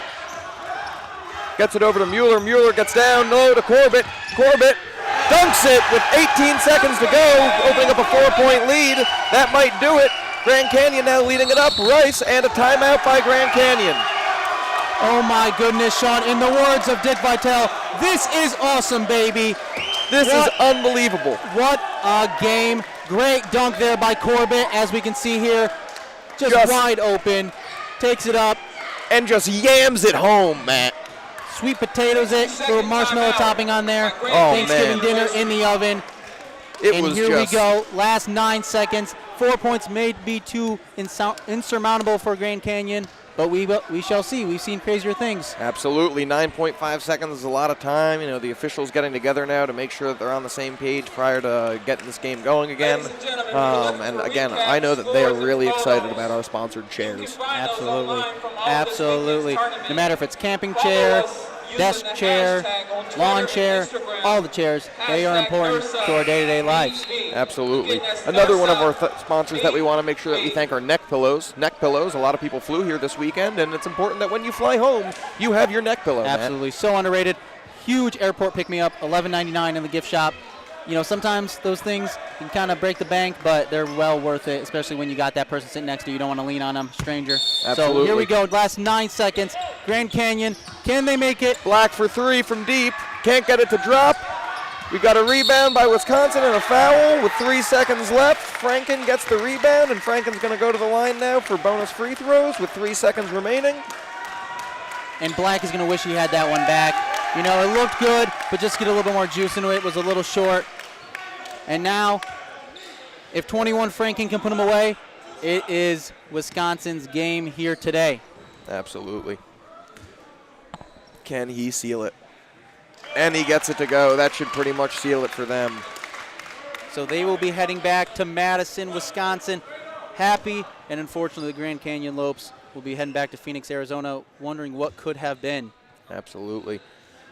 And he gets the second to go. With 3 seconds left, Peterson takes the ball and chucks it up. And that is the game with Wisconsin-Madison, your 2022 NIRSA National Basketball Men's Club Division champions. And it is chaos here in Wichita, Kansas, as the Wisconsin fans, storm the court, celebrate with their team. Good sportsmanship here at the end of a hard-fought game. And if you liked those active Badgers, let me tell you, we've got some more coming up after this in our next game. That is correct. Featuring another Wisconsin team against UC Davis. We actually had 2 Wisconsin teams in the women's division, and they wound up facing each other in the semifinal in what was probably the friendliest competition we've had of the weekend. And on the other side, we had the favorites, Virginia, knocked off by UC Davis. So we are going to have another Wisconsin team in the championship game coming right up at 1:45 Central Time. And that would be a great opportunity to... 1:15, excuse me, I'm sorry. I got that wrong. Oh, no, 1:45, I'm right. I got it right. And we are going to now head off to break, and we hope that you'll come join us back here around 1:45. And come join us for our Women's Club Championship game between UC Davis and Wisconsin.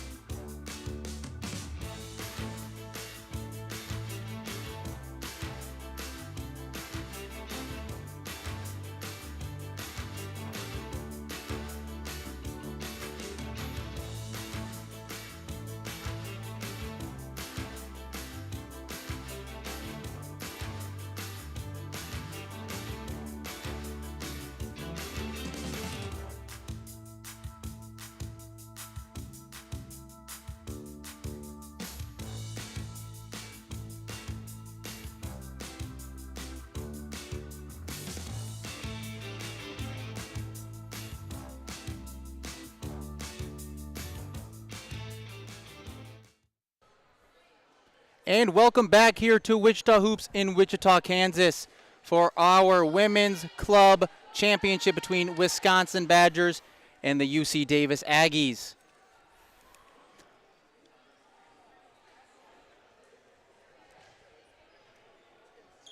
And as we look back to our game right before this, we had the Wisconsin Badgers facing GCU. That would be Grand Canyon University for the men's club championship. Grand Canyon got off to a great start with some good baskets there by Rice and Black. Black right here, driving the lane, dishing out to Peterson, nailing the three. Once again, Grand Canyon has some great offense with some good outside perimeter shooting. But as we see here, Wisconsin was just too much with Corbett laying it up and in. And Frimpong driving the lane, getting Rice up in the air for the and one.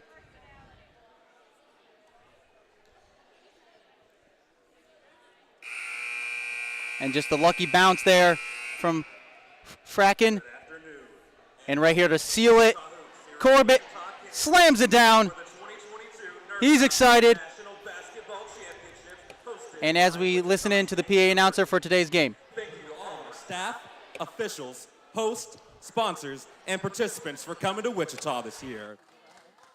We are gathered on traditional, unceded land of the Oceti, Shakowin, Kiowa, Osage Nation. I ask you to join me in acknowledging these communities, their elders, both past and present, as well as future generations.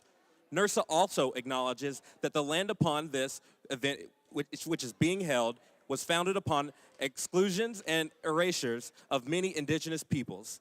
This acknowledgement demonstrates a commitment to the beginning of the process of working to dismantle the ongoing legacies of settler colonialism. The NIRSA Championship Series believes in good sporting behavior as an integral component of intercollegiate competition. We wholeheartedly embrace the position that, for positive sporting behavior to prevail, coaches, student athletes, and fans must display respect, fairness, civility, honesty, and responsibility before, during, and after all athletic contests. The NIRSA Championship Series is committed to holding tournaments in a safe and inclusive environment, free of bullying, offensive language, including profanity or derogatory remarks of any kind directed at officials, event staff, student athletes, coaches, or team representatives will not be tolerated and are grounds for removal from competition site. Positive sporting behavior matters. We thank you for supporting the teams in this positive manner. At this time, I would like to introduce participating players for this year's Women's Club Championship game.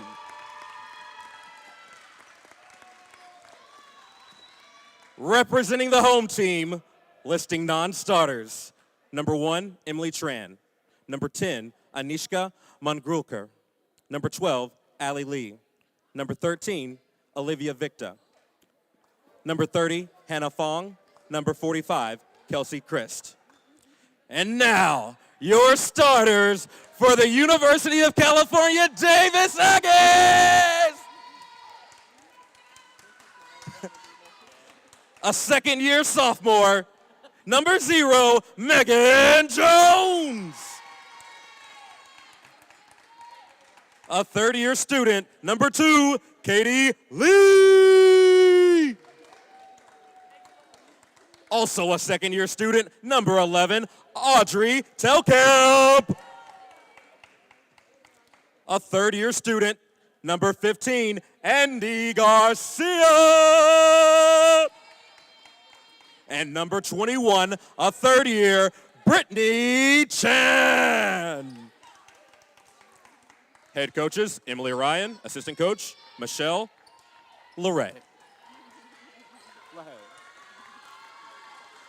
And now, your visitors, wearing their famous Wisconsin red, the Wisconsin Medicine Badgers. First, your non-starters. A senior, number 4, Mia Campo. A freshman, number 20, Rachel Nawson. A senior, number 21, Sydney Cooking. A junior, number 31, Nicole Trafton. A freshman,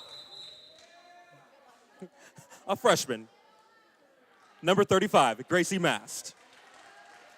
And number 24 on the court, but number 1 in my heart, Ellie Clemson. Now announcing your starters for Wisconsin. First off, number 3, a junior, Julia Buettner. A senior, number 22, Sarah Anderson. Also a senior, number 30, Katie Fitzgerald. A true freshman, number 34, Miss McKenna. And number 42, Kayla Bond. Head coaches, Yoni Gelb, assistant coach, Amelie Zen. Your officials for today's Women's Club National Championship. Referee, Miss Katrina Flores, Cal Polynoma. U1, Danny Candell, Georgia Southern University. U2, Joshua Schmidt, Kansas State University. Ladies and gentlemen, let's play some basketball!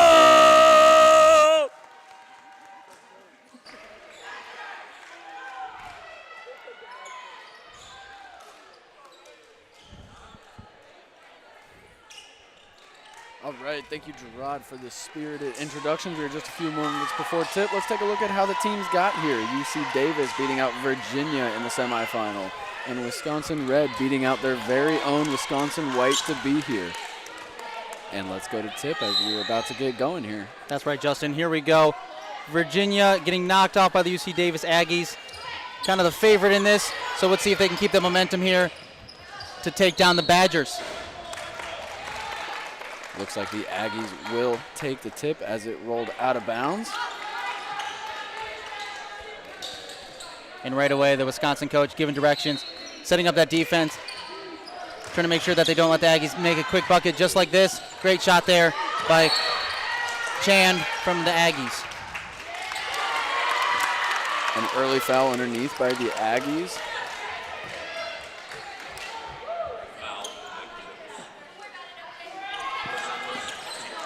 Fitzgerald bringing it up the floor.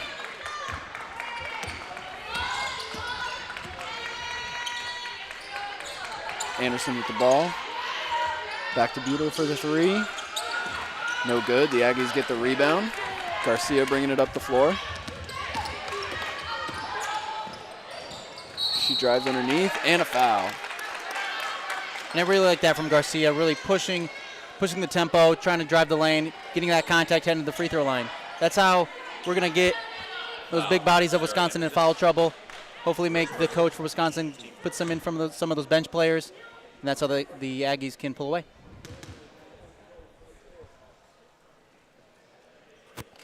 First free throw is good for Garcia.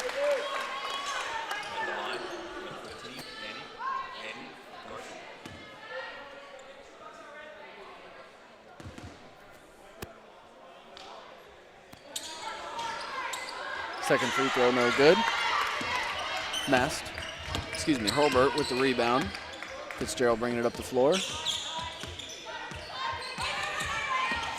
She takes it down the right side of the key. Shots up. No good. Lee with the rebound. She's pushing the floor. We got a 3-on-2 developing for the Aggies. Ooh, and a good steal by Anderson. She pushes the floor. Back up to Fitzgerald. With the two, no good. Good defense by Garcia. Yeah, and twice, 2 trips down the floor. Fitzgerald just a little out of control. Needs to slow it down a little bit, get that layup off the glass. Big opportunity for the Badgers to get some buckets, but they go. Lee slows it down up front. She looks up top. 3 is no good. Badger ball underneath. And as you can see, the Wisconsin bench telling everyone to slow it down. Get the offense organized. Hopefully we get a good basket, get a good look here. Put themselves on the board. Fitzgerald bringing it up the floor. Garcia defending. She's got it down to Buettner.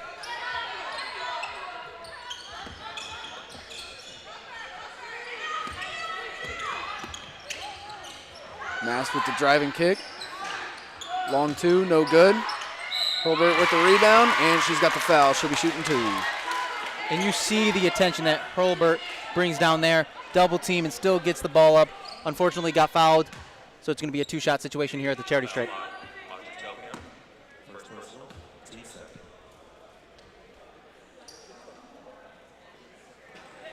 Corvold makes the first.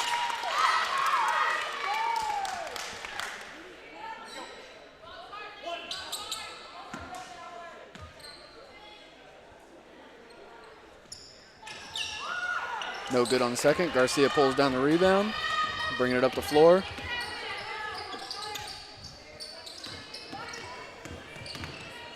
Driving kick, a little good ball movement by the Aggies. Turnover, Anderson with the ball, good steal. As you can see, Fitzgerald here really directing traffic. She seems to be the play caller, if you will, for this Wisconsin Badgers offense. Nice with the driving kick. Ooh, good bucket, but no good. That was a great look. Garcia bringing it up the floor.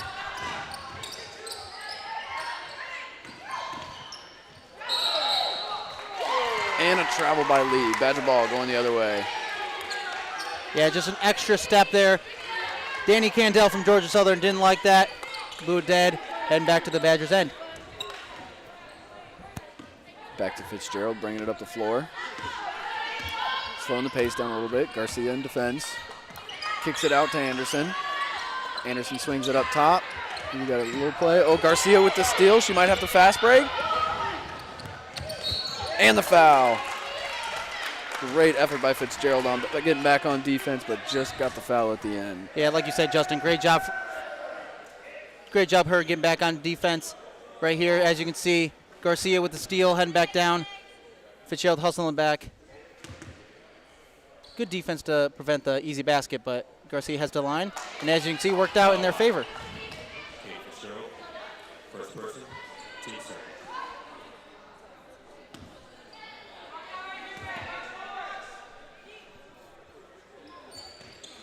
And she is good on the second. Fitzgerald bringing it up the floor. And Justin, here we are, 5 minutes, heading on 6 minutes in, and all the points have come at the charity stripe. Hopefully both teams can create some opportunities, make some shots here, get the momentum going on their end. Good looks both ways, just got to get them to fall. Anderson up top, she's looking inside. She's got Hurlbert, she kicks it out. 3-point attempt. Off the glass, banks are open on Sundays today. Butner from 3. Absolutely, sometimes you got to throw it off the glass and in, and it works. And now here the Badgers up 2 with 14 left in the first. Hopefully that swing of momentum will continue. Garcia up top, little room to work. Great defense by the Badgers. On the drive, no good. We got an offensive rebound and a putback. Telkamp with the board and the bucket. Fitzgerald back, bringing it up the floor. It's always helpful when you have a player like Telkamp down in the paint, able to get the rebound and put it back up and in. Never a bad thing. Swing it up to Anderson at the top. She's got the screen. Looking inside. Swings it up top. We got an open 3. And it is money from Butner. Timeout, UC Davis. Timeout, Aggies. Looking back at that last 3. Nice drive to the baseline. Kick it back up top. And nothing but net.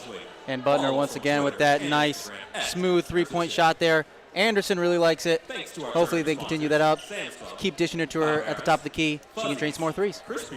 No bank needed on that one. No, sir. Papa John's, the line of dinner, Taco Bell. Let's take a look and give us some recognition to our sponsors today. Leading up, first up is backpacks. Backpacks are super important. Able to carry things everywhere you go, whether it's 1 strap, 2 straps, messenger bag going across, one of those drawstring ones. I don't know, some people that's a controversial topic. Is that a backpack or is that just a bag? You know, it's up for debate, but backpacks super important. As you look around, lines of backpacks behind both benches. Everyone carries one around. So thank you to Backpacks for being our sponsor. Garcia bringing it up the floor, slowing the pace down a little bit, throws it over to Lee. She kicks it up to Chan. Pump fake, back to Garcia, swing it up top back to Chan. Good defense by the Badgers. Little driving kick, we're back up top. Spin move, Off the glass. Nope. No good. Good rebound by the Badgers and good defense. And Jones coming on the floor. Rebound. Jones coming on the floor trying to make a difference right away. She makes a spin move. Unfortunately, not able to get it to go. Anderson with a great offensive rebound. We got a jump ball going the Badgers' way. Yeah, Katrina Flores from Cal Poly Panoma with that jump ball call. And it's staying, like you said, with the Wisconsin Badgers.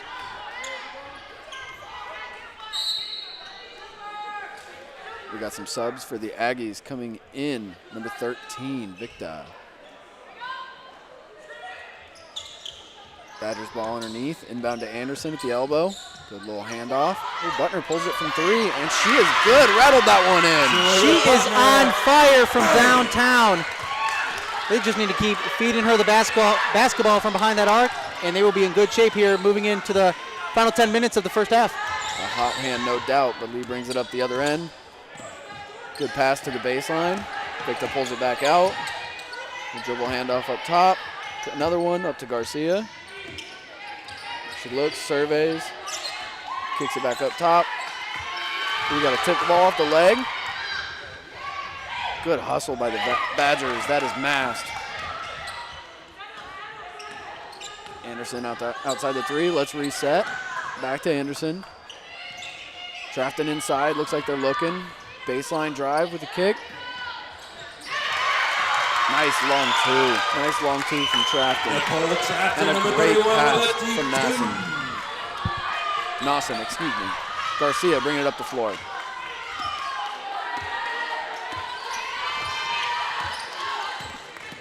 Garcia avoids the screen. Gets the foul underneath. Shooting two. And as you can see, Garcia really aggressive here as we go on the offensive end of the floor. Really pushing, downloading into that lane. We'd love for her to look out at those wings. We had an open player. It looks like we had Lee on the one wing. Maybe she can find that outlet pass. First free throw good from Garcia. Subs coming in for the Aggies. We have Telcomp coming back in the game. Look for a few boards from her.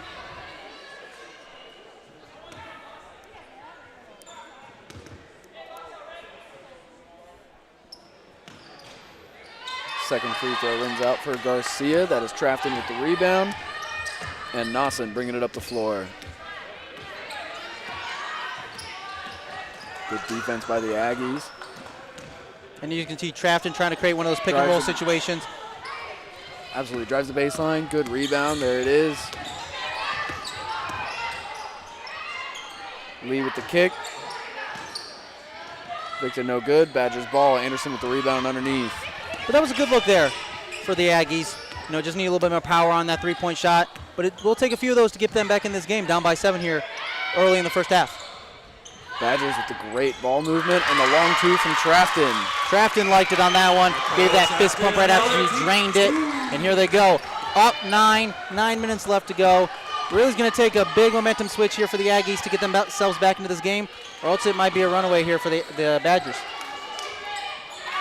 Oh, and the steal by Wisconsin. Jump ball, good active hands on defense by Anderson. Aggies ball. Held ball, possession, Aggies. Subs coming in for Wisconsin. That is 35 Mast coming in.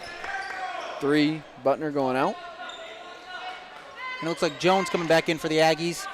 Took a quick breather, now she's back. Hopefully she can create some energy here for the UC Davis team.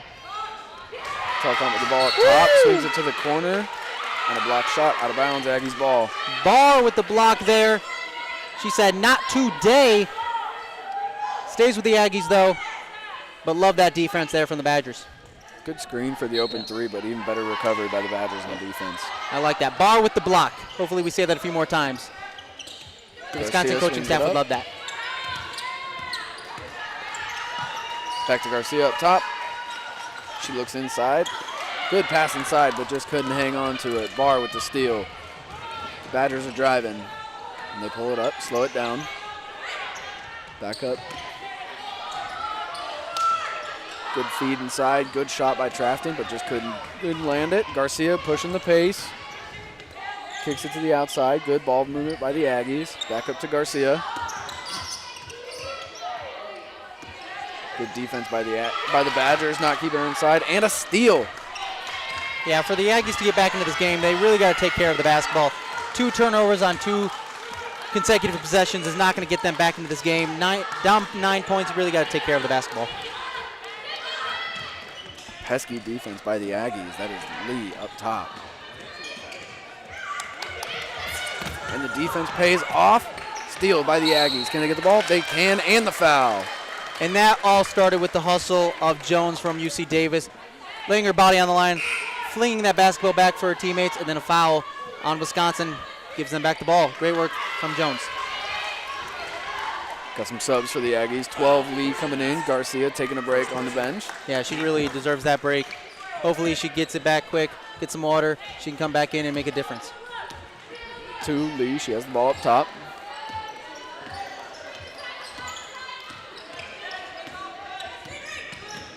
Good active hands by Badgers on D. The feed inside. Good save by the Aggies. Drive by Victa. Just rims out. Couldn't land it. Herbert with the rebound. And they're pushing back up the floor. They'll slow it down a bit. Mast with the kick over. Badgers swinging the ball. Anderson had a drive but couldn't keep it. And Aggies ball.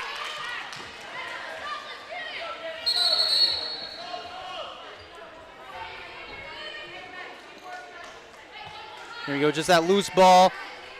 And Lee for UC Davis throwing it off of Anderson, getting her team back the ball.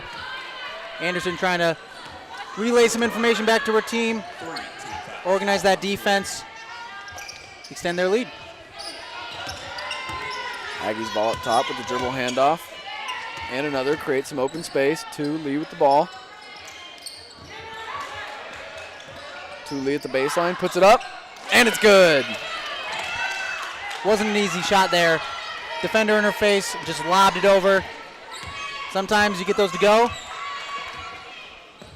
Nossen bringing it up the floor, Lee in defense. She'll swing it up top. Barr with the ball. Pump fake, good drive inside. Kicks it back out. Nossen slows it down a bit. Badgers are going to reset.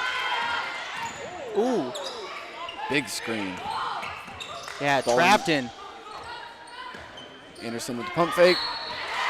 And the layup. She can't get it to go, but she does get the foul. Yeah, and Joshua Schmidt, the official from Kansas State University, saw some contact on that drive. We're shooting 2.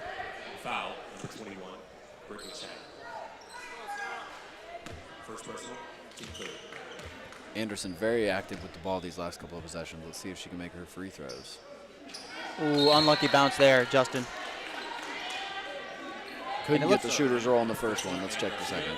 It looks like we have the first introduction of talking from Wisconsin.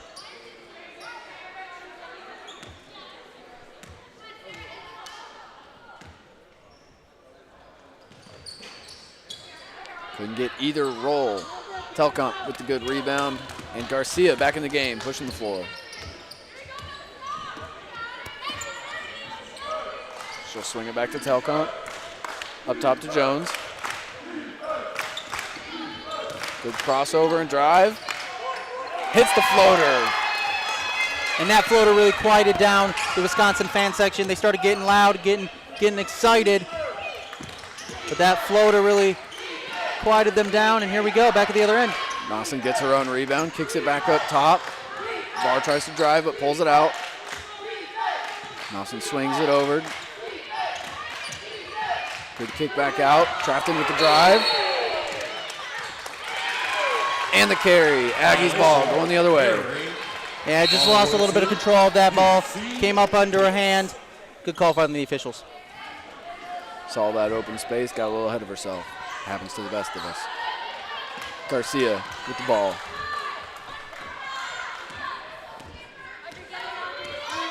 She crosses half court. Drives to her left. Pulls it back up top. Shot fake and the drive. And a charge. Chan with the charge underneath.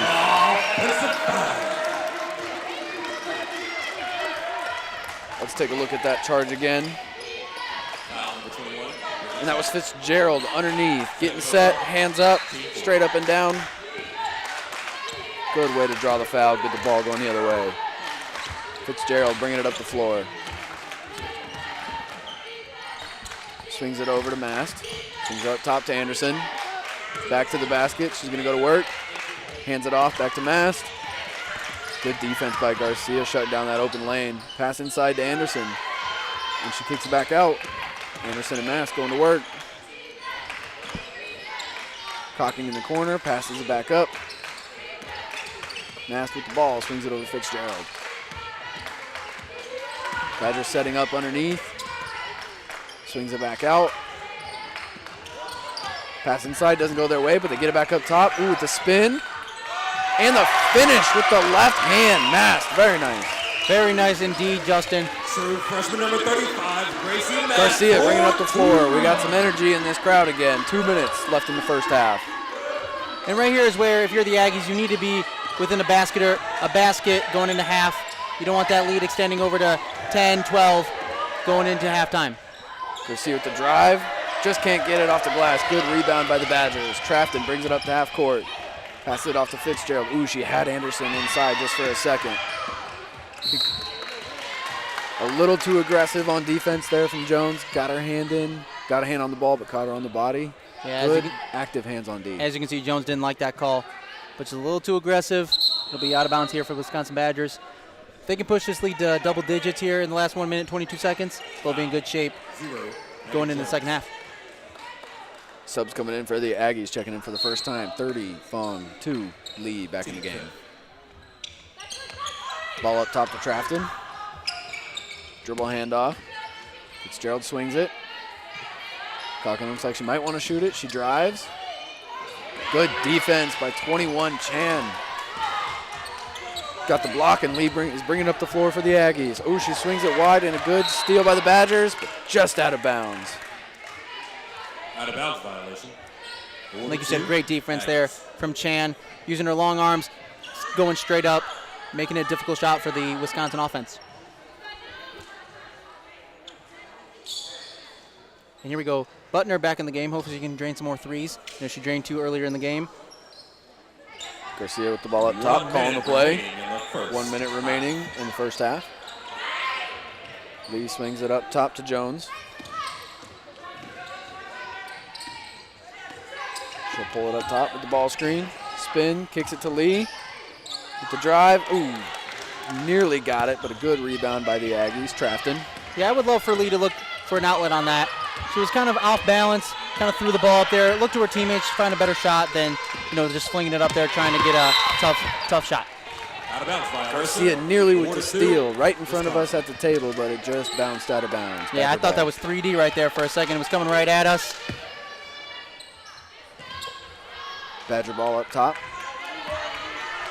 Barr with the ball. Looks like she might wait to get the last shot of the first half. Taking a look at the scoreboard. And that's smart. Don't let UC Davis cut this lead. You know, if you extend it, great. If you get a good look and it doesn't go in, that's also okay. She kicks it over to Fitzgerald. Nearly gets it. Garcia with the rebound. She's got 9 seconds. Can they get something out of this? Lee with the ball coming up.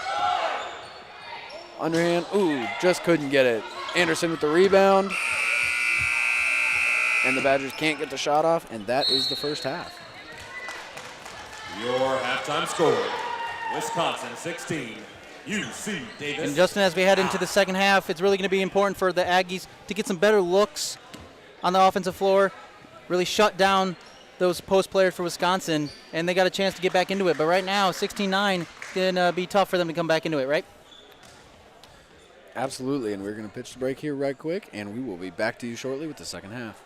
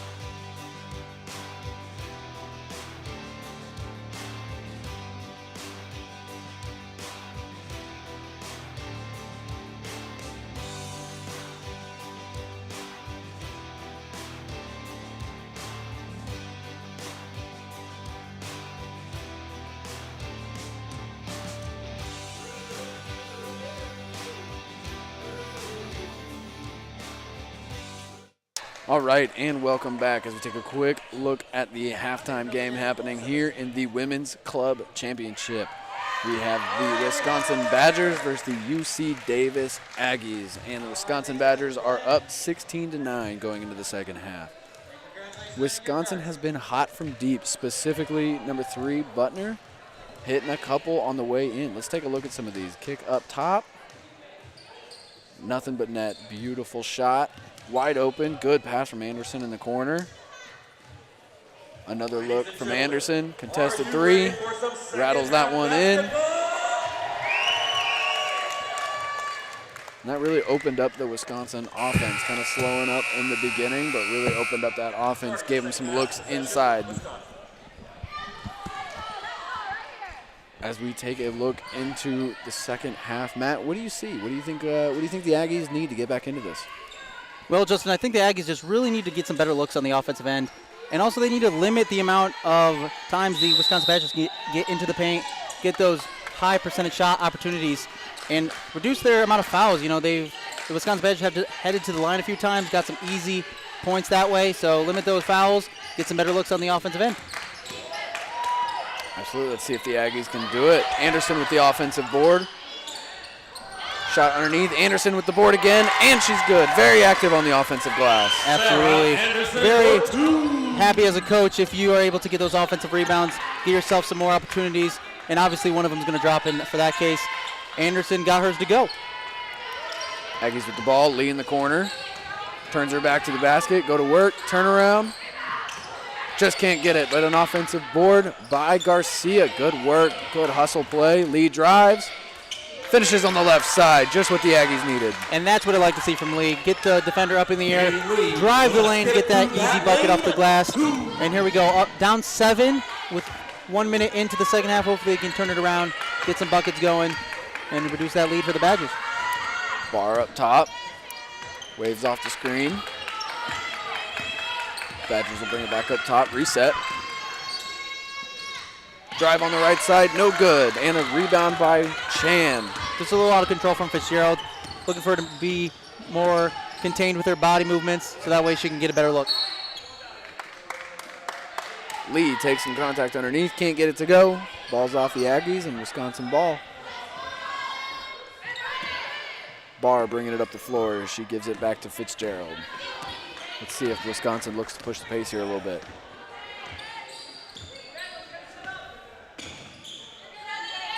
Anderson takes a look inside, kicks it back. Back up top, good ball movement by the Badgers. And just like you said, Justin, I really like how the Badgers were pushing the tempo. You know, both these teams have played a lot of games coming into today, 4 to 5. And so pushing the tempo by getting it down low to 34. Hurlbert getting that foul, pushing the pace really is an advantage because UC Davis, if they're tired, it's going to be easy for the Wisconsin Badgers to get some buckets. She makes the first, and the true freshman really has been putting in work inside. She's had good positioning inside. They haven't got her the ball a ton. Good to see the ball movement, get it in her there, and get the foul. Absolutely. I think she's one of those do without scoring kind of thing. She's down there making some picks, opening up that space for her teammates to get those easy buckets. Oh, Badgers unlucky. Nearly with the offensive board, but she just can't get it. Unlucky. I think she was thinking about what she was going to do once she got the ball before she got it in her hands. And this is a great opportunity once again for the Aggies to get a bucket back. The Badgers had a chance there to extend their lead, and here we go. Garcia heading back up. Swings the ball over to Jones. She drives baseline, kicks it back up top. Good ball movement by the Aggies. Garcia drives to the left. Good hands inside by the Badgers. Aggies ball underneath. Yeah, and there was a lot of contact there down in the paint. Danny Candell, one of our officials today, did not think it was enough for a whistle. So we're going to go into the basket here. Lead inbound the ball. Barr with the steal. Good active hands on D. Badger ball. Pushing the pace. Swings it up to Anderson. She drives right side. Off the glass. No good, but she gets her own offensive rebound. Kicks it out. And the three. Barr. And as you saw on your screen, the crowd goes crazy. the Wisconsin Badgers are looking to go 1 or 2 for 2 in championship games, going back-to-back in the men's and women's division. That'd be a happy plane ride back to Madison, Wisconsin. Am I right, Justin? It sure would. Jump ball underneath. Or they might have drove. I don't know. Still, that would make the long trip back there a lot happier. Either way, there will definitely be some celebrations to be had on the way home.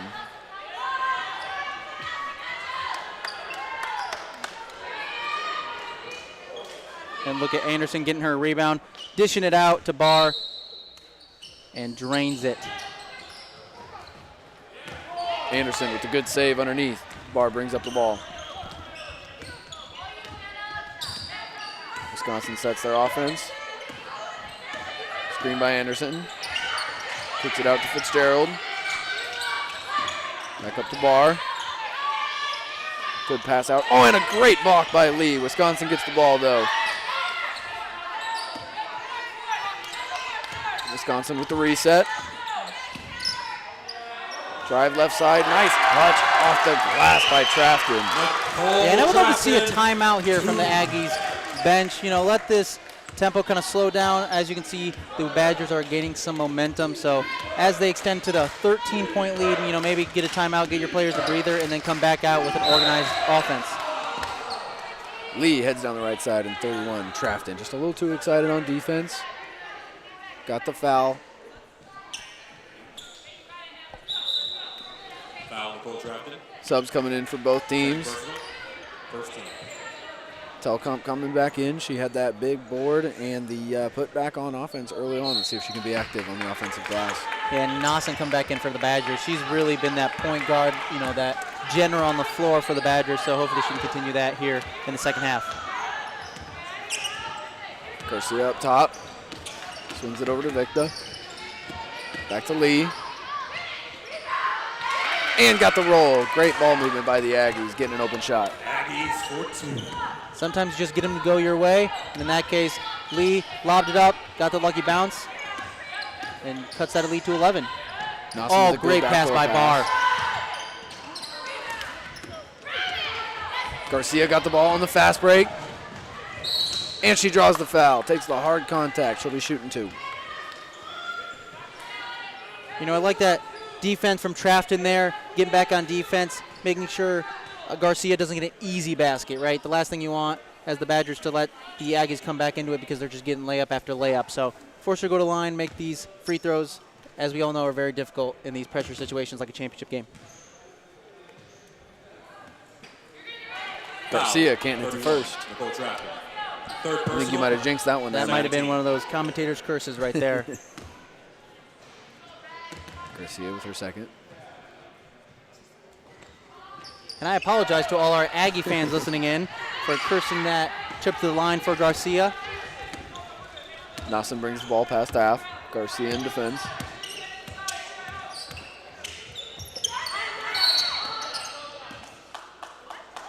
And an offensive foul by the Badgers. Anderson just getting a little too handsy there. Yeah, Anderson just a little too aggressive on the offensive end, you know. We got Joshua Schmidt once again for Kansas State, one of our officials. Didn't like it.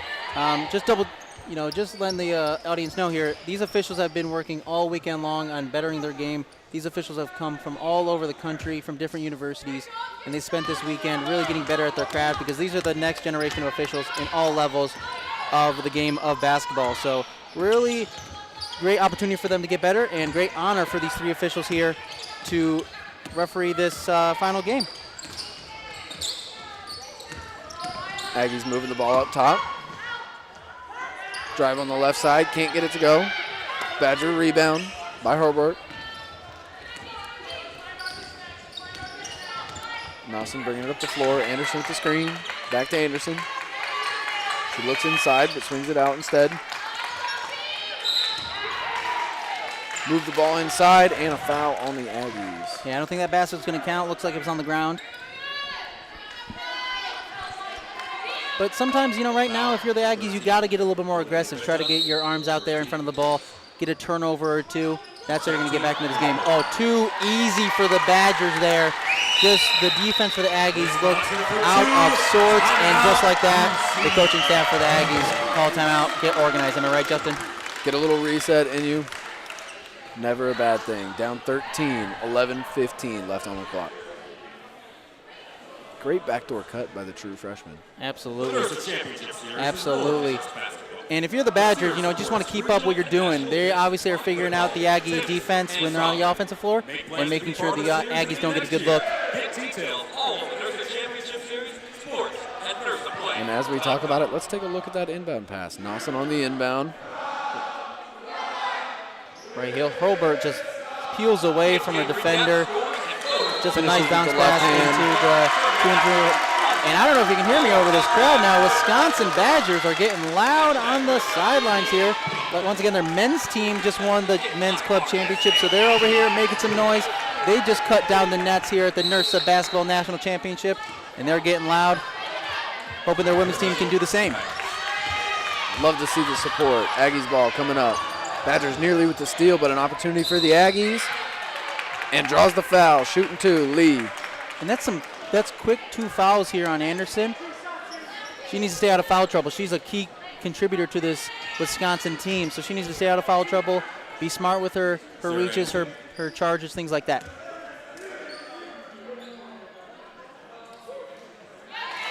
Lee sinks the first. And just like that, she gets a breather. Maybe the coach is thinking the same thing, get her a break, keep her out of foul trouble, so if this Aggie team is able to claw back, she can come back in nice and fresh and have a few fouls to work with. Good free throw shooting by Lee, hits both. Just like that, need to claw away at it, 1 point at a time, cut that lead to 12. Soon it'll be 9 if they can hit a few baskets. Pesky defense by Garcia up top with a three, and it's good from the corner. Number 4, Campo. And she comes onto the floor and makes an instant impact. And Lee wasting no time, right back, finishes with the left hand. It is end-to-end action here, Justin. It's like tennis here in Wichita, Kansas, but on the hardwood. Badgers with the ball, good ball screen up top. What can they do with it? Baseline drive, kick it up top. Three's up. Oh, unlucky there. No good, and a foul. 42 on Wisconsin. Got a little too excited trying to get that offensive board. Yeah, cocking for Wisconsin. Thought she had that 3-point basket all day and all night, but just a little too strong. And we're heading back the other way. Garcia to inbound. Lee, the hot hand, bringing it up the floor. And right now, the Wisconsin Badgers have a size advantage here. Great pick and roll. Underneath. Fantastic finish by Chan. And just as I say that, they were able to get it over those long arms of those defenders for the Wisconsin Badgers, get an easy layup. And like you said, Chan cutting his lead down to 10. I think this is the first time in over 10 minutes that it's been down to 10, so we'll see if they can continue on that momentum. Oh, double dribble, okay. Turnover here from the Badgers. It is not what the coaching staff for Wisconsin wants to see. You can feel the energies with the Aggies on defense. Balls are starting to fall for them. Absolutely, absolutely. Garcia bringing it up the floor. Calling the play. You can see the importance of Anderson. As soon as she sits down on the bench, things seem to go the Aggies' way, so maybe the coaching staff looks to bring her back in here pretty soon. Jones turns and looks, back up to Garcia. Aggies swinging it up top.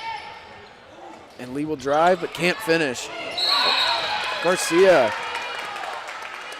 Wait for the call here.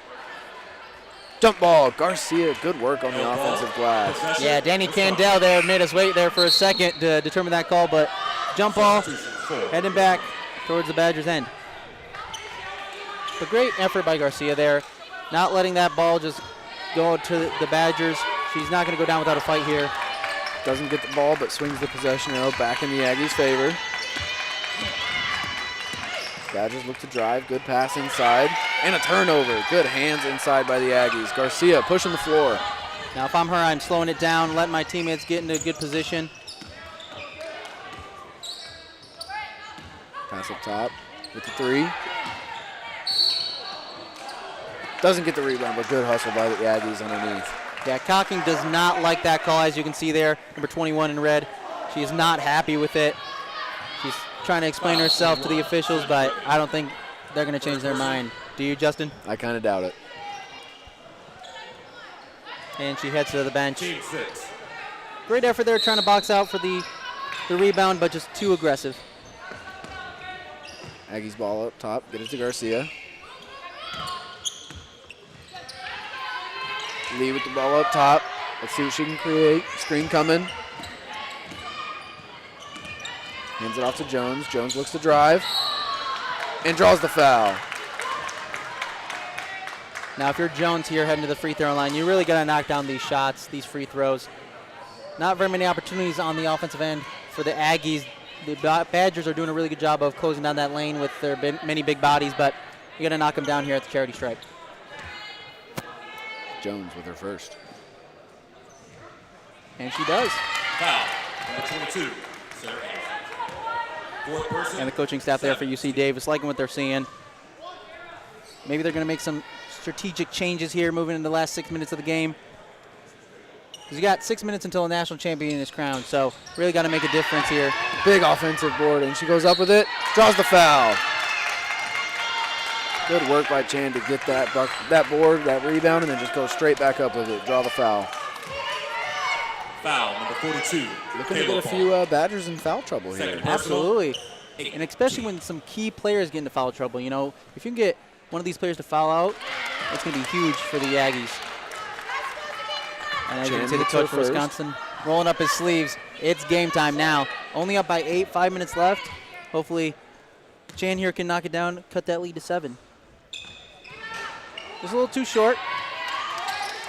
Once again, I think the Aggie fans are not liking that I'm giving them a curse. Next time the Aggies come down the floor, timeout. I won't say a word, all right, Justin? They will certainly not appreciate you. And a timeout by Wisconsin. We've seen some Aggie momentum as of late. Timeout by Wisconsin, get some momentum back. I think that was a good call to have that timeout here for the Wisconsin coaching staff. Settle down the game, give your team a breather. They've been working hard. They have a long weekend. And this way you can really put the best lineup out there to finish out this game. 5 minutes left, and that's all she wrote for this weekend here at NIRSA National Basketball Championship in Wichita, Kansas. It has been a long week, but a rewarding week for these teams. And there's been many a good games from the first game of the tournament till this game. And it's been a pleasure here at Wichita Hoops to have many different divisions, men's IM, women's club, unified, all across the board, great games. And it doesn't hurt that you have some great three-point shooting from the Badgers here. Good dish out here. And Fitzgerald knocks down the 3 off the bank. Bank is open on Sundays, apparently, like you said, Justin. And once again, finding some open looks, knocking down some shots. It's important when you get those open looks and knock them down. That's how you get in the lead.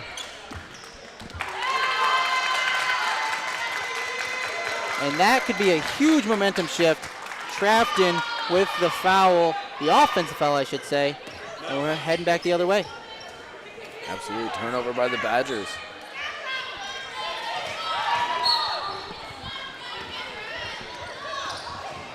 Lee bringing the ball up. Foul, number 31. Oh, and the steal by Wisconsin. Pushing the floor.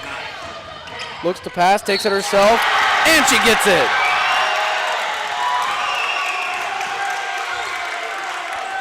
And the Aggies did not like that foul call. They think that Jones went straight up. And as we can see on this replay here, we'll see if there was a lot of contact made. Obviously, the official thought otherwise, but let's see here as 35 Mass pushes it. Looked like a lot of body contact more than anything up top. It certainly did, and a good steal and score. It takes it, does it all herself. Can she complete the N1? And she does. Good work there by Mass.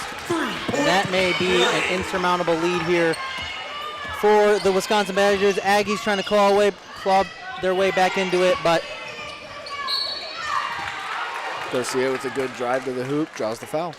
Well, this might help get some 2 good free throws. If I'm the Aggies, I'm starting to quicken up our offense. You know, we're running out of time here. Only 3 minutes left. Running out. There's only so much you can do in 2 minutes. Garcia looking to silence this Wisconsin crowd. They are back in it after that and one.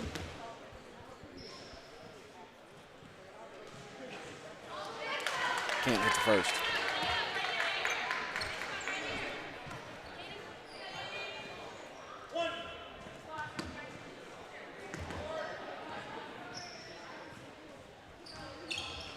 And we don't say something, so she hits the second. Yep. I told you, Aggie fans, that I'd stay off of that shot for Garcia the second time, so I did, and cuts that lead to 10. Good job by Garcia staying in front. Dawson will pick up her dribble and a turnover. Good steal. Lee on the steal, Garcia on the drive. Gets it down to Chan. She'll work inside. Can't get it finished, gets her own board. And a jump ball. Great footwork, great work underneath by Chan there. Yeah, right here. And if I'm the Aggies, once again, I'm trying to get this ball in as quick as possible. We only got 2 minutes left, down by 10. They're really wasting a lot of time here trying to draw up their play. And once again, it's nice to have a good play drawn up, but you got to get the ball in and get a basket. Like that, and one! Just what the Aggies needed with the clock about to stop here at 2 minutes. Yeah, in the words of George Blaha, count that baby in, a foul. Let's take a look at the inbound here by Lee. Very similar to what we saw earlier from Wisconsin. Good inbound on the backside, and the finish with the and one. Yeah, and as you can see, the clock stopped on your screen. We're playing where if after a made basket and any whistle under 2 minutes, the clock will stop. So as we get under 2 minutes here, down by 8, we'll see what happens. Down by 7 now. Jones completes the three-point play. We got ourselves a game. I mean, at one point the Aggies were down by 15, 16. Now they're down by 7. Anything can happen here. Right to the end, exciting stuff. Butner with the ball up top. Let's see if she can bring back that three-point magic. Good defense by Lee. Aggies hounding them up top, giving up no room. Anderson with the ball. Gives it off. Back to Anderson up top. Gets herself a little bit of space. What will she do with it? And the Badgers looking to waste time, and there it is, the Aggies foul. I was going to say, how much time are they going to run off this clock before they start fouling? And apparently that was the time. 90 seconds left on the clock, they got to start fouling. That was good work by the Badgers, you know, not rushing a basket, running some time off that clock. Didn't turn it over. Foul by Garcia.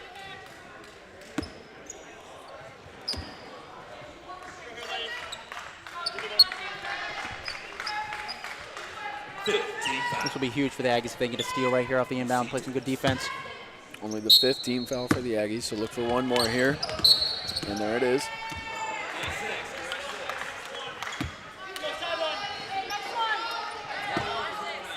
Inbound at half court. Look for the Aggies to foul again. Get to the 101. And more importantly, only 3 seconds off the clock in those 3 fouls. So even though they had to foul, get to that 101, not a lot of time ran off the clock. Barr to the line for the Badgers, looking to extend the lead. These would be huge free throws if she's able to knock them down. And the Aggie bench maybe getting in some three-point specialists here. That might be the difference here, knock down some big shots. Fong and Victor coming in the game.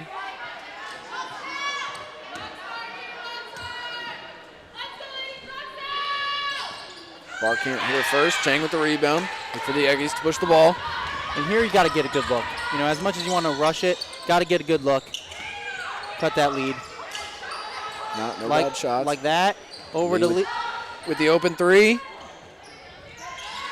Can't get it to fall. Barr with the rebound. Oh. And the foul from Garcia. Back to 101. Can't argue a better opportunity than that for Lee. Unfortunately, just not able to knock it down.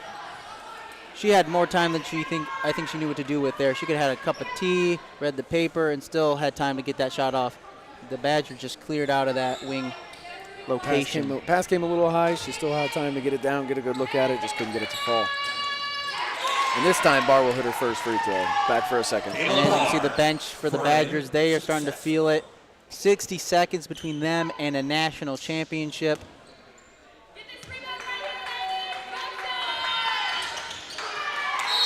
And the lead is only growing now. So 60 seconds, down by 9.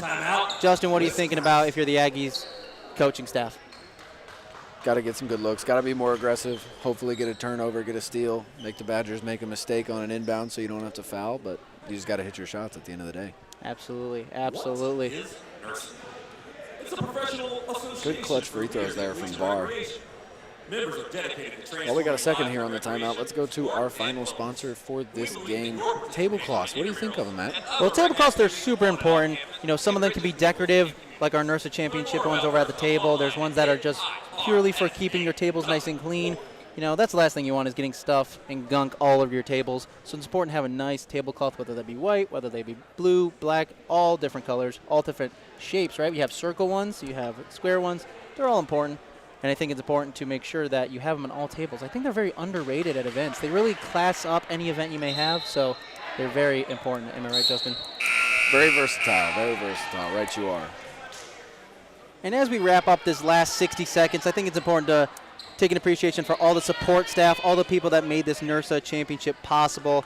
This started a long time ago, and just to have it here in the last 60 seconds of our last game here is a wonderful chance to just thank all the people that were involved in getting this event to Wichita and putting it on once it was here. Aggies with the look up top. Oh, just can't get it to hit. Good rebound by Butler. Oh, unlucky there for Garcia. Looked like she just got too much of that body. Got a hand on the ball, and if you're the Aggies, like we said, that's something you got to nail if you're wanting to get back into the game. That was an open look for Fong. Just couldn't knock it down. 1-1. Wisconsin. Back-to-back open looks miss. Could be a 34-31 game. Absolutely. Oh, good rebound by Fong. And if you got to push it now here if you're the Aggies. No time to waste. Lee looks to do just that. There we She'll go. pull it herself. Just off the front rim. Garcia with the foul. And now we're at 2 shots here for the Badgers and the double bonus.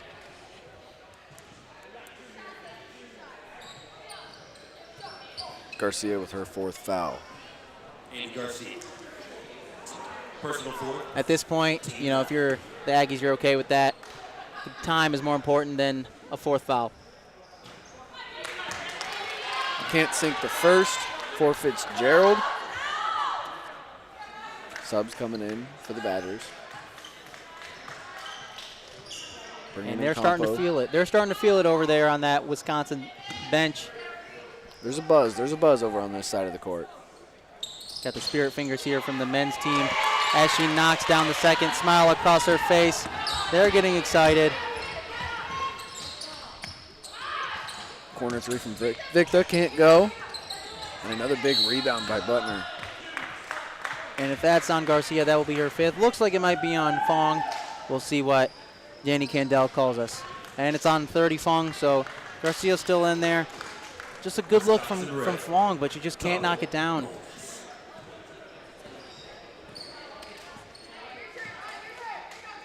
I mean, this was a great showing from the Wisconsin Badgers here.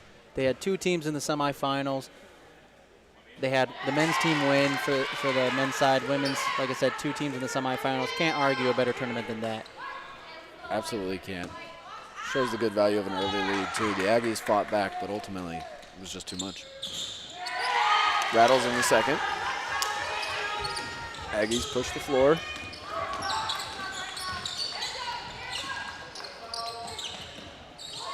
Garcia with the 3.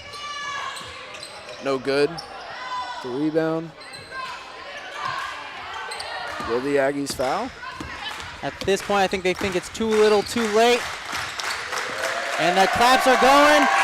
The crowd goes up, and it is the Wisconsin Badgers are your national champions here at the NIRSA National Basketball Championships. Absolutely. Well-deserved. Great performance by Wisconsin.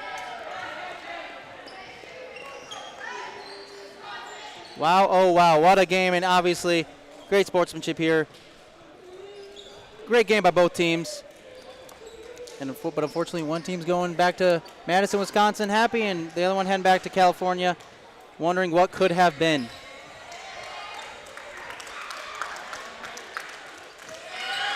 And the celebration ensues, as you begin to hear here.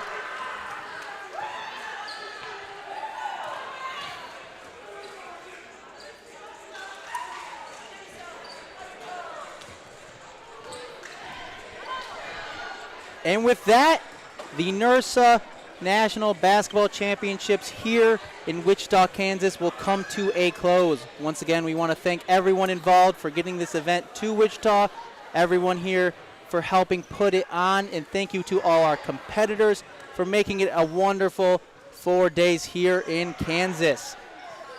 And obviously, the Wisconsin Badgers will have a great trip home with a win in the women's club division and the men's club division. We had Iowa take the Unified Championships, and it's just been an overall great tournament here. Am I right, Justin? Absolutely, an incredible weekend. Happy Wisconsin folks heading back there home, but long, hard fought, well deserved, well deserved. Absolutely, and thank you all for joining us here on the NIRSA YouTube channel, and we hope you have a great rest of your weekend. Thank you, and goodbye.